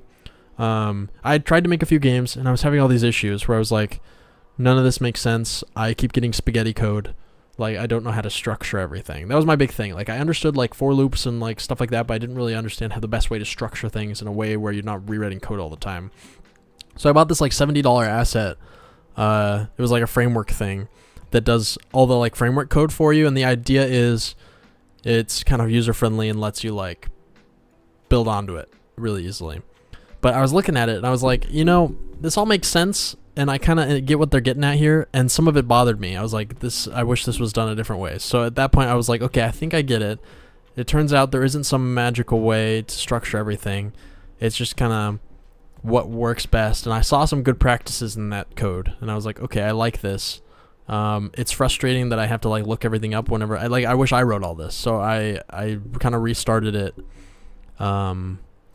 And used that as, like, a heavy reference for, like, singletons. I didn't use singletons before that, and I was like, oh, singletons are awesome, and, like, stuff like that. So that's what helped me a lot. And yeah, after trying like 2 or 3 more games, I realized I kind of knew enough to structure things coherently enough. I did start an RPG Maker though. I remember that in, like, middle school. How's it going, Team Coleman? Good to see ya. Hello, Spiffy. We got him to shiver. Now all we need is for him to sweat. And I think to do that, we will use Unity's particle system. So let's get some particles going. Let's try... Yeah, what would a sweat droplet look like? Probably something like that. And like that. Ah. Yeah. Yeah. And we can just have it fade. I don't think we need to have it animate. I think just having it pop off and fade should be good. Maybe a little bigger. No. Alright. Good enough for me. We'll have it be centered on that pixel right here. So we're going to go new. Paste it in there. Save it as. It is not a UI thing. It is a... Do I have a particle? I don't have a particles folder. I have a weather particles folder. Let's just make a particles folder. Particles. And we're going to call this sweat drop big. Now we're going to do one more. Control C, Control N, Control V, Control Shift S, sweat, drop small. Cool. Now we can go over here and we'll open up our player character prefab really quick. And we're also gonna type in sweat drop here. Probably gonna head to bed. Just want to stop by for a bit. Yeah, thanks, King DJ. Enjoy your sleeping. Hope you get lots of sleep. We love sleep. I appreciate you dropping by. Hopefully next time we'll be doing something a little more fun. Shout out RPG Maker. I remember trying to make Pokemon fan games in that. That's awesome. I remember being inspired by, oh man, Might and Magic, I think it was called. It was made with RPG Maker. I think the idea was a bunch of nerds that were playing D&D or something got sucked into a game. It was a little, like, crass. It was like, you know, to heal you drink beer, and there were a lot of, like, lewd jokes. But I remember being like, wow, this is so, like, well put together for an RPG Maker game. I've never met anyone else who's played it. Right now, I'm making my game. It's sort of a mission statement, so to speak, to prove to you peak with a limited engine. Oh, I see. Oh, RPG Maker is what I'm using in my game. Oh, interesting. That's awesome. Yeah, that's sick. Wow, I was using Aseprite the other day, and I made a background layer, and it was a grid pattern. And now today it's red, and I can't remove the red from the background layer. Oh. You were using the A-spread the other day and made a background layer. And it was the grid pattern. And now today it's red and I can't remove the red. Interesting. Maybe there's a setting for grid color? You said it was a background layer? I've never used... background layer. It's just like a regular layer, right? And you drew a grid on it? That's interesting. Yeah, no, because, yeah, I've never... I know some files have, like, a dedicated background, kind of like Photoshop. I actually don't know if A-Sprite does that. But it's red now? If it's not a background layer, it's not red. Oh. Your, like, lowest layer is always red? That's so weird. Interesting. Tinkum, what are you working on? We're trying to make it so our guy can sweat. So that when you're in a hot area, it becomes obvious. So what we're going to do is we're going to make a particle... we're going to call this sweat particle system. Is that what they're called? Particle systems? Particle emitter? Particle system. Particle system. Show me the particles. Aha. So right now they're pink nonsense. So we're going to go over here. We're going to use a sprite for this. Bear with me. Bear with me here. Renderer. I don't use these too often. I guess I kind of do. I usually copy paste though. Texture sheet. Isn't that what I want? Texture sheet. Mode. Sprites. Sweat drop big. Why is the, I need to change the renderer or something. Or I'm sorry, the shader. Where's my, oh, renderer. I see. Where's the shader choice? Material. No shadow pass 2. There it is. Okay. Alright. Alright, chat. We got some... Oh, you know what? I think I actually did something wrong. We can delete these. I have to have them in the same file, otherwise the particle system cannot handle it. So we're going to do a width of 14. View, grid settings, 14 by 5. Oh, I think I messed that up. Whatever. We can place this 7 by 5 is what I wanted. There we go.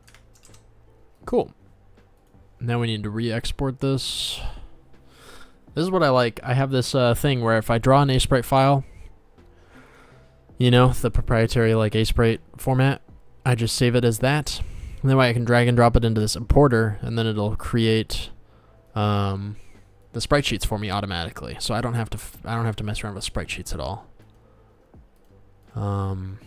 This might bite me in the butt a little bit if I have issues with memory with textures, but hopefully I don't.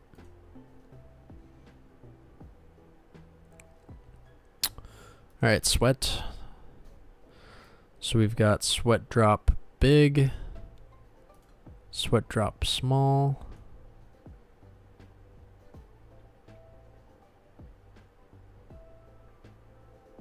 Oh, some of them are changing.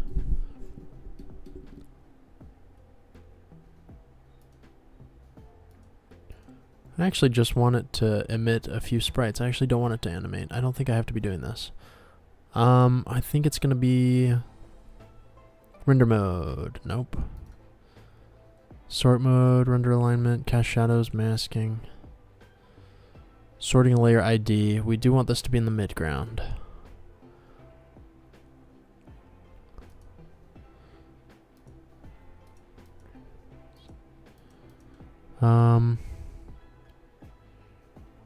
Scaled, local. I actually want the simulation space to be world space. Delta time is fine scaled. Play on awake. Max particles. Stop action. Shape emission.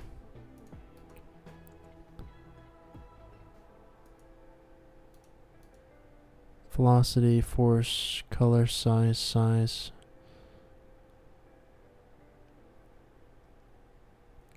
You do know you can export as a sprite sheet, right? Yeah, this just saves me time.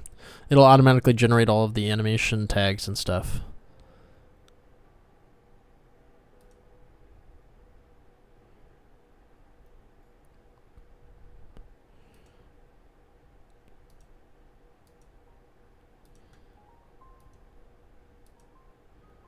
Interesting. How do I,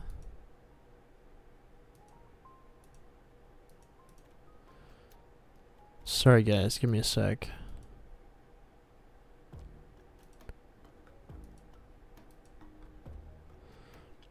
Sort mode. Oh, you guys can't see what I'm messing with because my big head's in the way.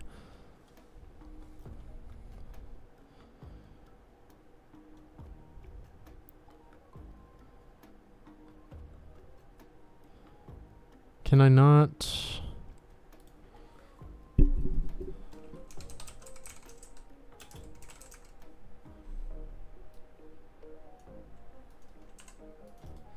Prefab, unpack completely.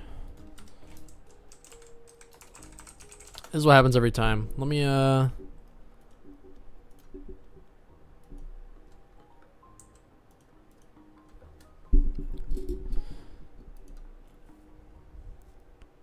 Okay, cool.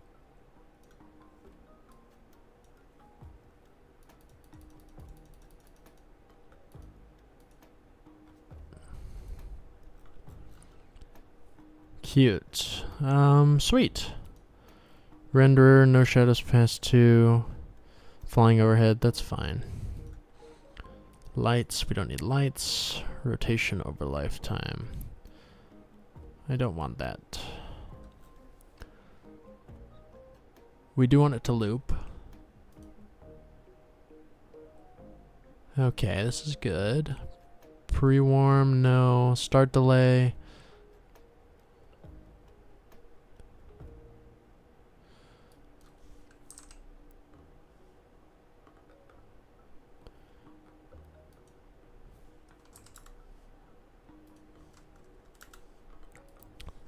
We're just gonna tweak until it looks good. Delta time. Simulation space is gonna be world space. Max particles. Emission, here we go. Rate over time.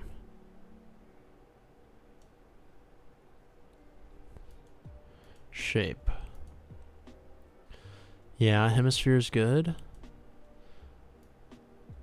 Oh, I see.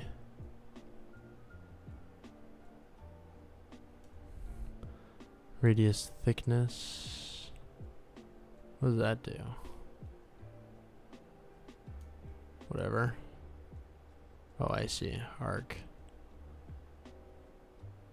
Yeah, we'll do that. Mode. What does ping pong do? Burst spread. Random.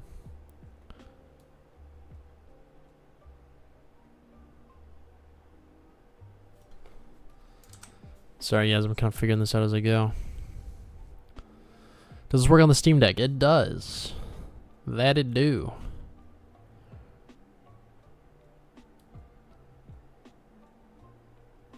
Oh yeah, we do want gravity to have an effect. We do want them to align to the direction that they're going in. Oh, not like that.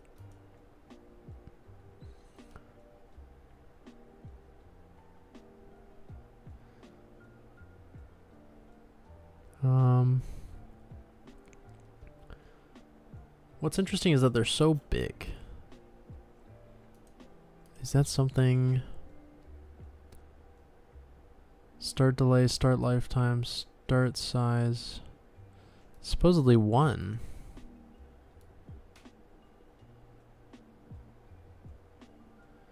Doesn't really seem like it to me.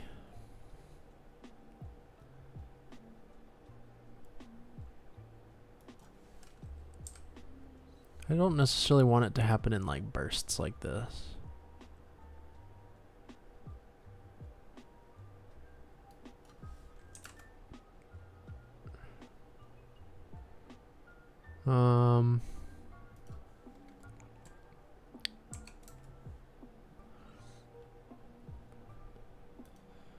Shape.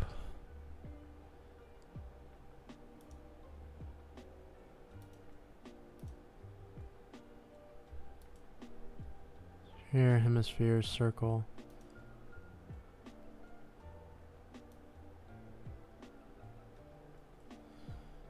We'll do that, and we'll rotate it slightly, I guess. Dang, that's annoying. You should do some art. I should. 200 people watching. That's kind of crazy. I don't know if that's accurate. I feel like chat would be flying. I guess maybe I'm doing boring stuff.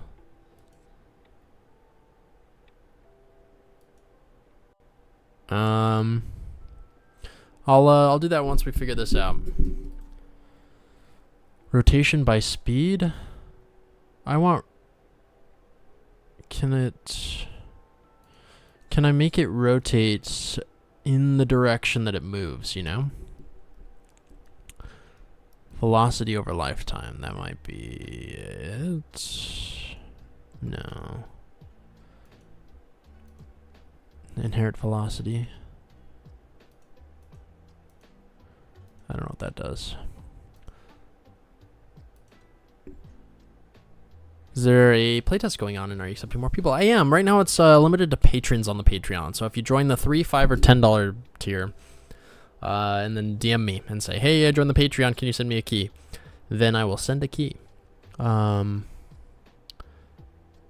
It's pretty, you don't have to stay, you don't have to like send $3 for the rest of your life. You could just join at whatever tier you want and then leave.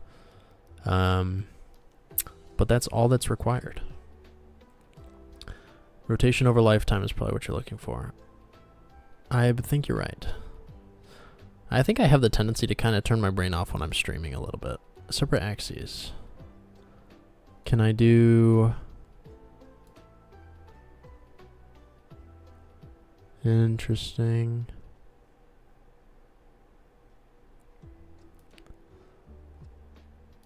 I'm just gonna Google it. Unity, make particle rotate with direction it moves.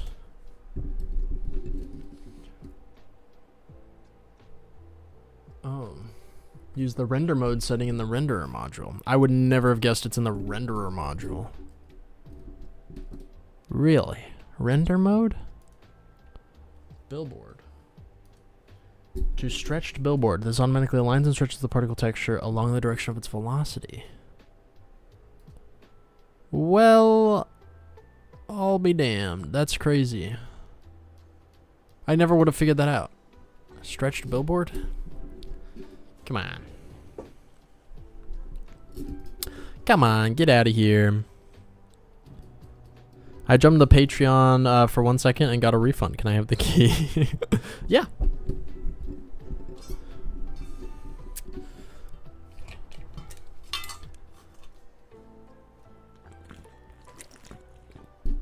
I just got hit with a wave of thirstiness. Are there seasons or biomes?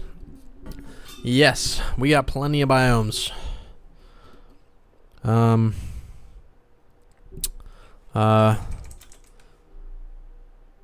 Yeah, here's the overworld. So this is like your starter town. So for reference, each pixel is a tile. So like this is this 2x2 green here is the like bonfire in the middle of town. So this is all forest. And then we got like a frozen tundra, like a mushroom biome, volcano, and well, that's what we're doing now. We're making it so that when you go in the volcano, you sweat. We got like a jungle and a desert, and then there's underground versions of each, and then there's another floor with 5 more biomes. Well, 6 if you count the default one. Yes, we got plenty of biomes, and then seasons. Yes, there are seasons, but they only affect the forest biome, which is something I would like to add later for the other seasons on the surface, but or the other biomes on the surface, but I just haven't gotten around to it yet. Low priority, I dare say.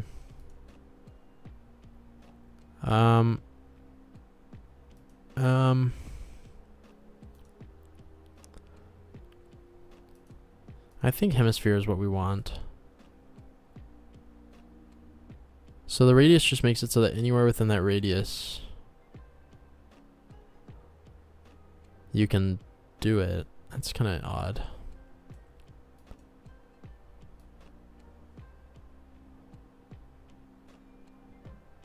I don't love that. I wish it could just be on the edge of that circle. It's like circle. Yeah, like this, I guess. But why is it doing it all in the middle, you know? I want it to...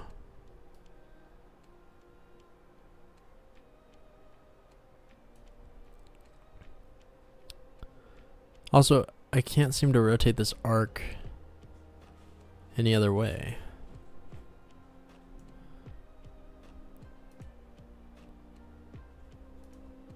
Oh, I see. There it is. That's what it was. Yeah, that's what I was looking for.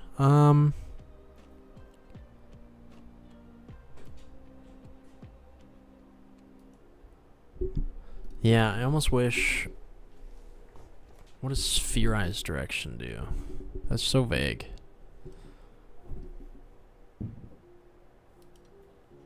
Oh, I have a shape gizmo. That's kind of cool. Sorry guys, I'm kind of learning here. There's just so many settings here. It's kind of crazy.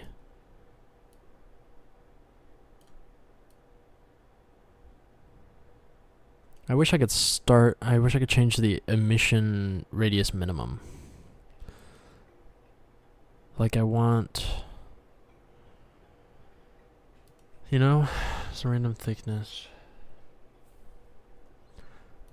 Oh wait, oh there's a, control the thickness of your spawn volume from 0 to 1. I want 0. Oh hey, I did it. Okay, we're good. That makes it spawn just on the edge. I actually think I don't want the stretched billboard anymore. Yeah, why are you so, what? Why do you get so tiny? What have I done? Are you kidding me? Where'd they go? Chat, what happened?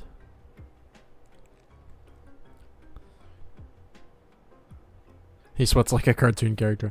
Yeah, dude, he's cooking. He's cooking. He's hot. Why did it get so tiny?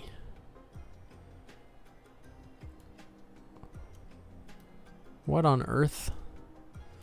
What in the blue blazes? Why are those orange flickers? What is going on here? I am confused.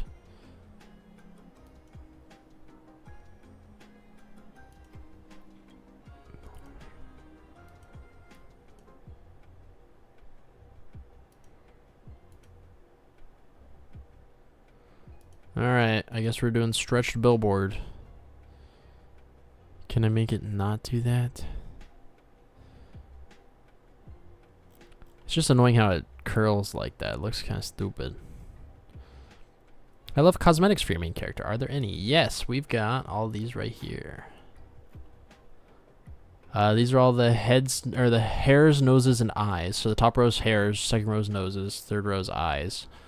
And then we've got some other like equipables. All of this stuff here is all the stuff you can, that's pretty much purely cosmetic. Then these are all like the, well, these right here on the top are the effective armors that actually block stuff. These are like concept art that didn't make the cut. Yeah. So we got a fair amount. Nothing too crazy yet. I do like adding new cosmetics.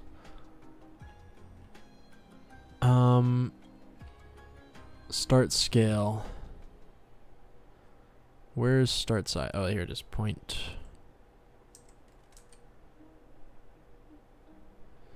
Okay. What if we... Ugh, it's so annoying.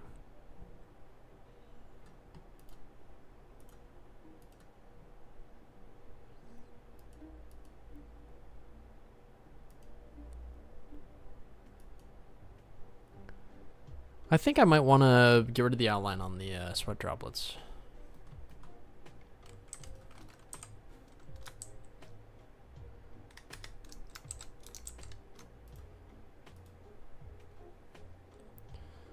That's a little better. I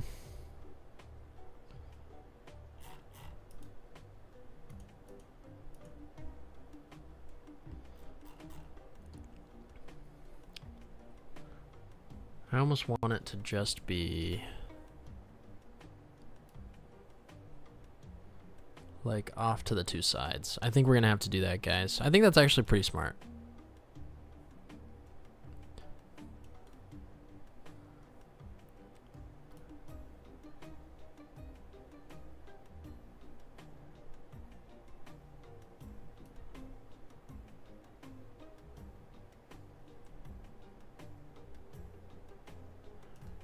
And I don't want it to do it in like bursts like that, where it's just like splurt, splurt, splurt. I think I want...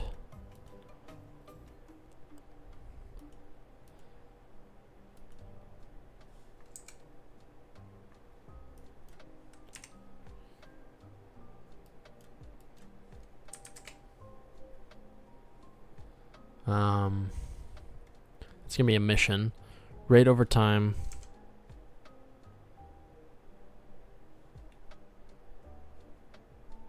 Maybe the splurt was okay.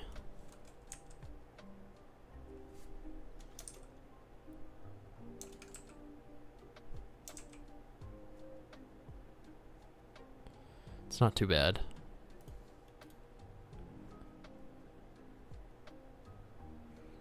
Move it slightly over. Okay. And I'm gonna tweak it one more time. Well, I'm gonna have to ditch. I have to go sit through a board meeting to fight your band teacher, not to be fired. Oh boy. Good luck, Spiffy. That sounds not fun. You like 5? Thanks for dropping by, Spiffy. We'll see ya. We'll see you when we see ya. It's been fun. It's been real. It's been real fun.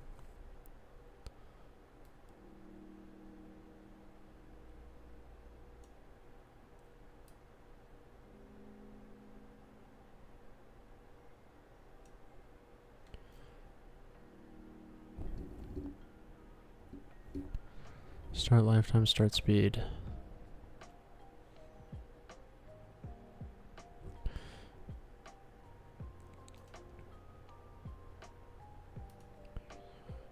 Bursts.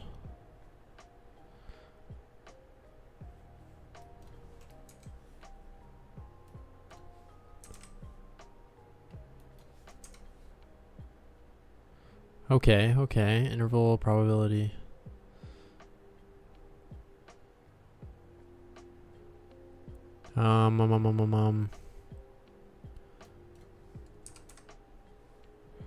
Let's just get rid of that.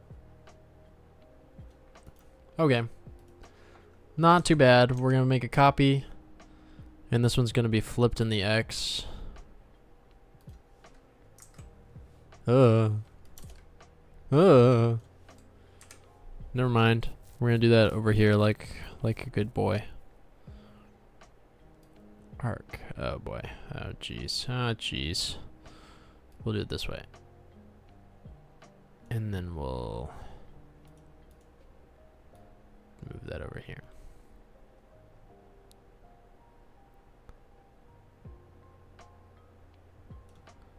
And then we're gonna rotate the arc slightly. Isn't this so fun, chat? We love this. This is beautiful. All right. That might be a bit much. Will there be any pets? Yeah, there's a raccoon and a possum that are stowaways from the human lands. And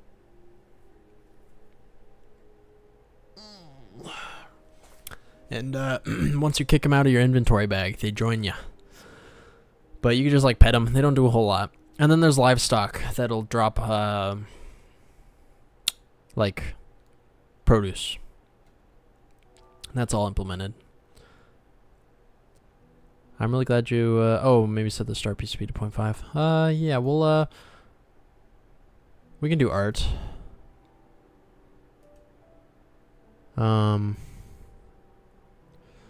Yeah, let me, right now, it's just gonna constantly sweat.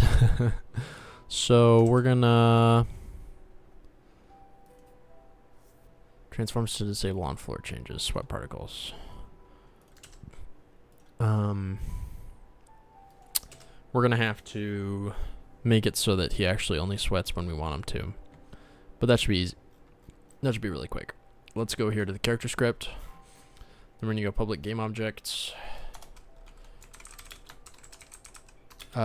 Sweat particle emitter. Private bool is sweating.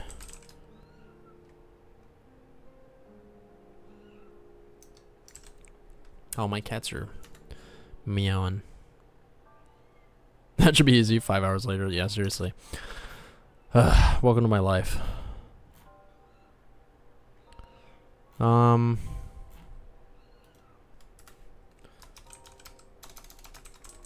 Handle, sweat, visibility. I hate to put this in update, but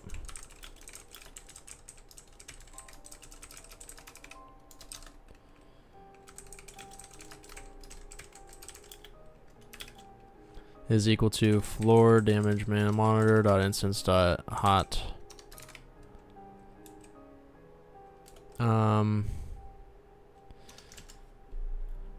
Cool.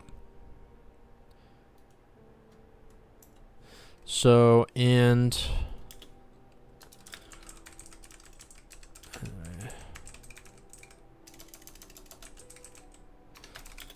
equals get floor of owner. So it'll only sweat if you're on the floor that is being shown and you're in a hot zone. And is there any other reason you should not be sweating? If you're dead, you really shouldn't be sweating.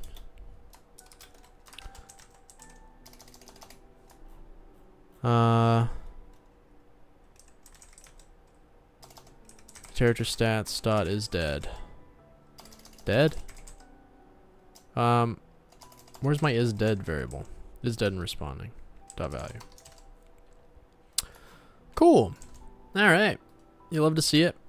Maybe we should test it. Should the humans sweat? I think most of the humans in the area are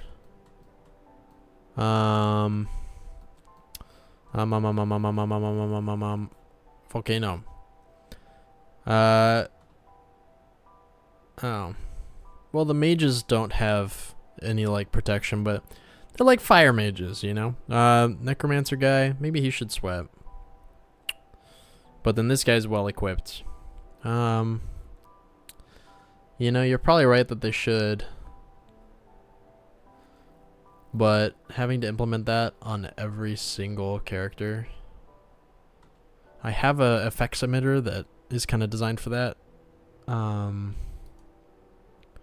I just don't know if it'd be worth it, because it'd just be visual, you know? It'd be like a cute thing to add, but I don't know.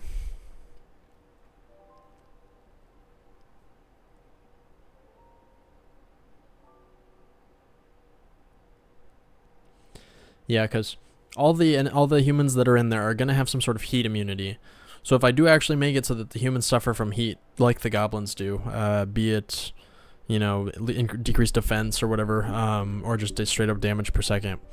The only time that's really gonna come in handy is if a player like lures a human of one biome into the volcano, which I don't think is gonna happen too often, and I'm not sure it's worth the time for something that's gonna kind of be an edge case. But to answer your question, should they sweat? Yes, I think that if I had all the time in the world, well, if I had another hour.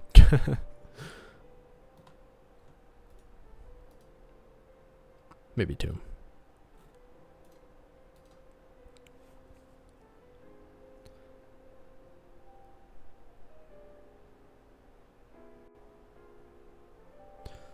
What is the scorpion status of your game? I have scorpions. Somewhere. Where are they? Scorpions. I'm so sure I have a scorpion somewhere. I absolutely have a scorpion. I just don't see it. We've got like a taxidermy one. Where's the taxidermy stuff? Oh, there it is. There it is. Wall-mounted scorpion. Alright. Where is it? So we got our shivers when we're cold. Where's my sweat? I know what I did. I'm stupid. I'm a fool. Player character. I added the sweat particle emission, but I did not drag and drop it. There. One more time. Yeah, what should we draw? I guess actually it's been 2.5 hours. It might be time for me to stop neglecting my kittens. They're clawing at the door.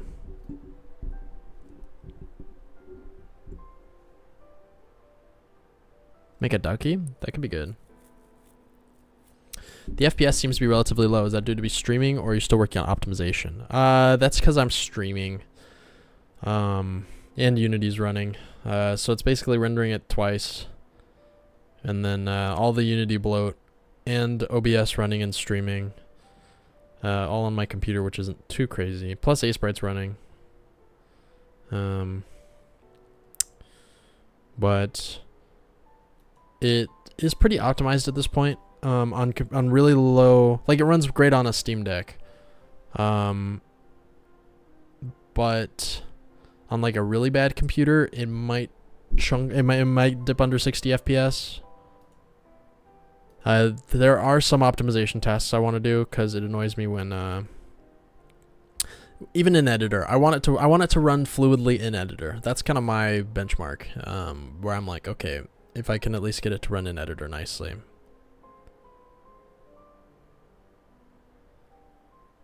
I'll be happy.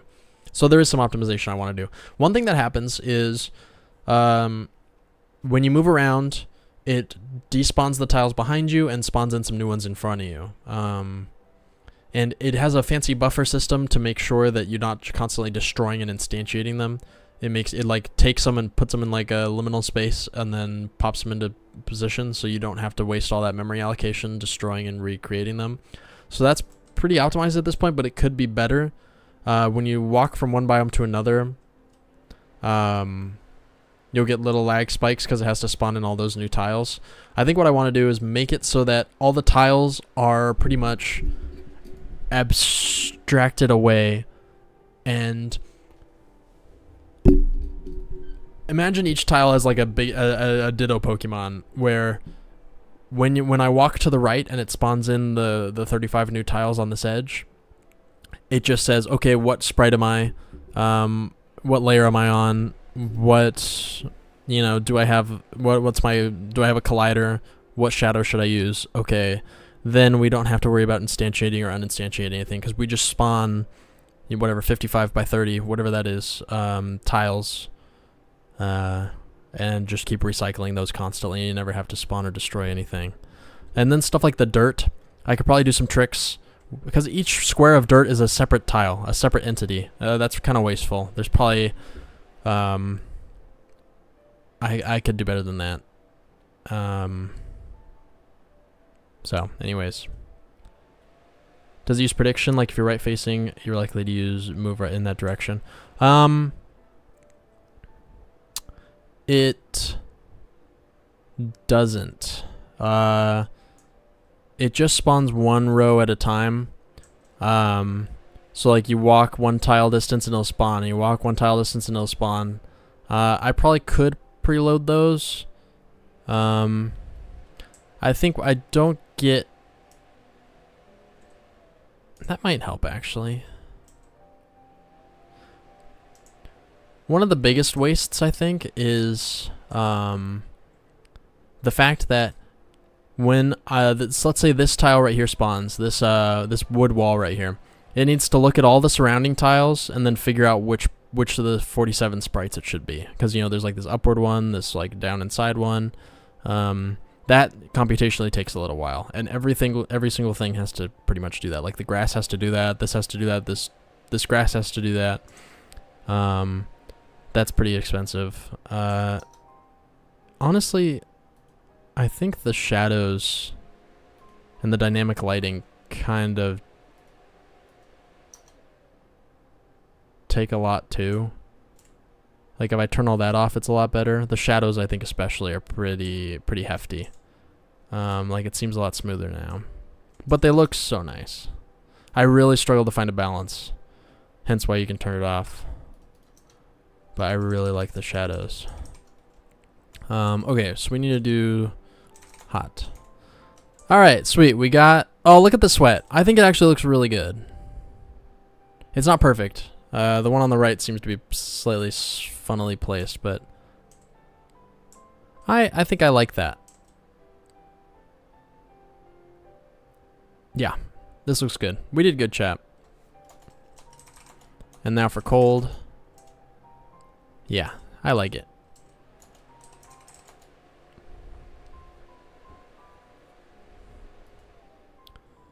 Make a duck. I could do a duck. Just try making a hat or mushroom thing that you can wear that protects you from the sun. Yeah, that'd be nice. Right now there's a essentially the equivalent of a Terraria accessory that does that. I call them gizmos. I forget what it was. Sunscreen or something. One of these does it. And then there's potions that protect you. Yeah, as long as you aren't predicting too far ahead. I think you're right. I think it would be good to do that. Calculate on place and update. I think you're right. Make a duck gun that shoots duckies. Yeah, you can hear the computer fan. Oh no. Yeah. It's like, help. We have to overclock. Yeah, in the build though, I get like 120 frames per second. So it's definitely a Unity bloat bogging me down.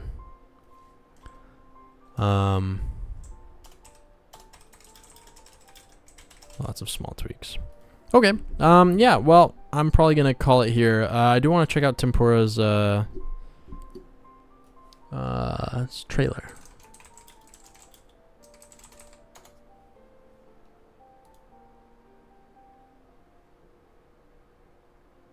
Alright, chat. Hopefully this won't be too loud. Let me turn up the volume on my end and let me turn off the music.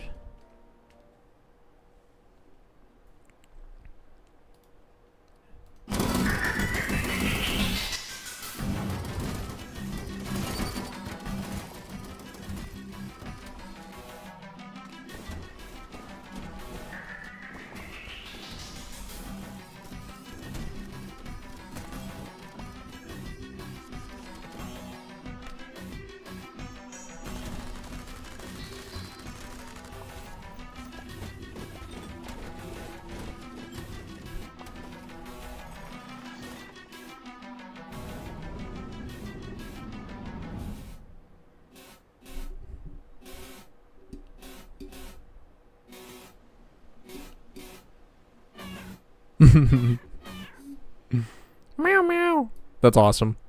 I love it. I love your UI. It's so like clean. Very nice. Big fan. Hopefully that wasn't too loud or too quiet. Can you look at some of my art? Yeah, send it in the are you in my Discord? Yeah, send it in the art and ping me. Just be like @what. In the meantime, we're gonna play the Wordle, as is custom. Yeah, Jules, it was very bullet hell. Wordle.com isn't a thing.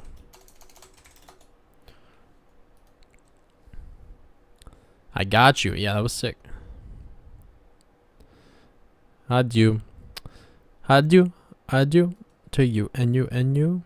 Oh, that's our word? I thought you were saying bye. Isn't that how you say bye? I should know that. I-E-U. Yeah, that's how you say bye. I know that. I'm not dumb. That's a good word. Look at all those vowels. Wow.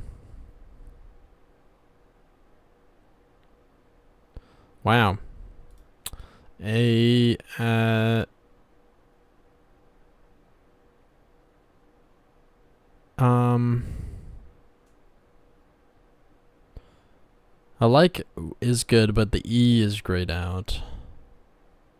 We could do a oh no, not a line, because the I is not there.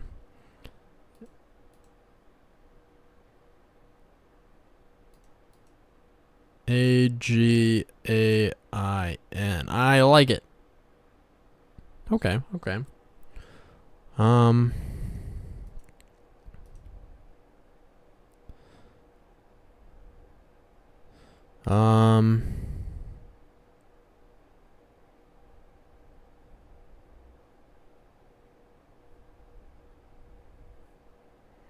Wow. I'm struggling.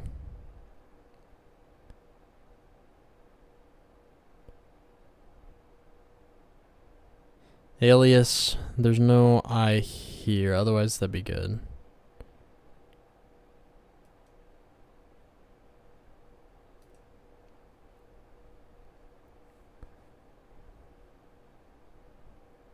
Wow, this is weird. I what? Yeah? Arctic?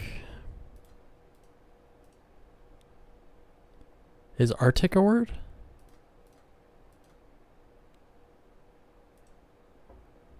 Interesting. Wow.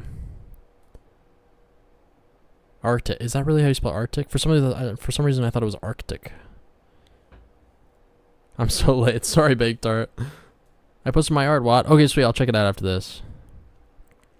Antic. There we go. Oh, no, there's no N. Autic? Actic? Is actic a word? No.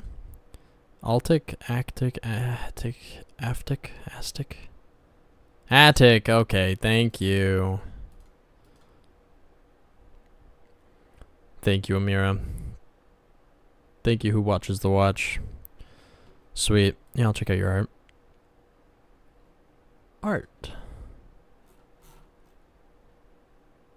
Just a duck. Oh, these are cool. I like it. Some nice pixel text. We love to see it. It's pretty cool. What is this? Cute goblins. Those are cute. He's eating good. Wow, these are awesome. Oh. Let me get that framed. That's so cute. Well, gang, it's been fun. I'm new. You're a game dev? I am. Fat Magic Cat. I working on a game called Isle Goblin. Plays a little goblin fighting off the invading humans. I have some videos about it on my channel. But sadly, you came at a bad time. The stream is now over. We did all the streaming. And now it's time for me to play some Mugenics for 30 minutes and then probably get back into it. But thanks for dropping by. Yeah, I stream every Monday at 5 p.m.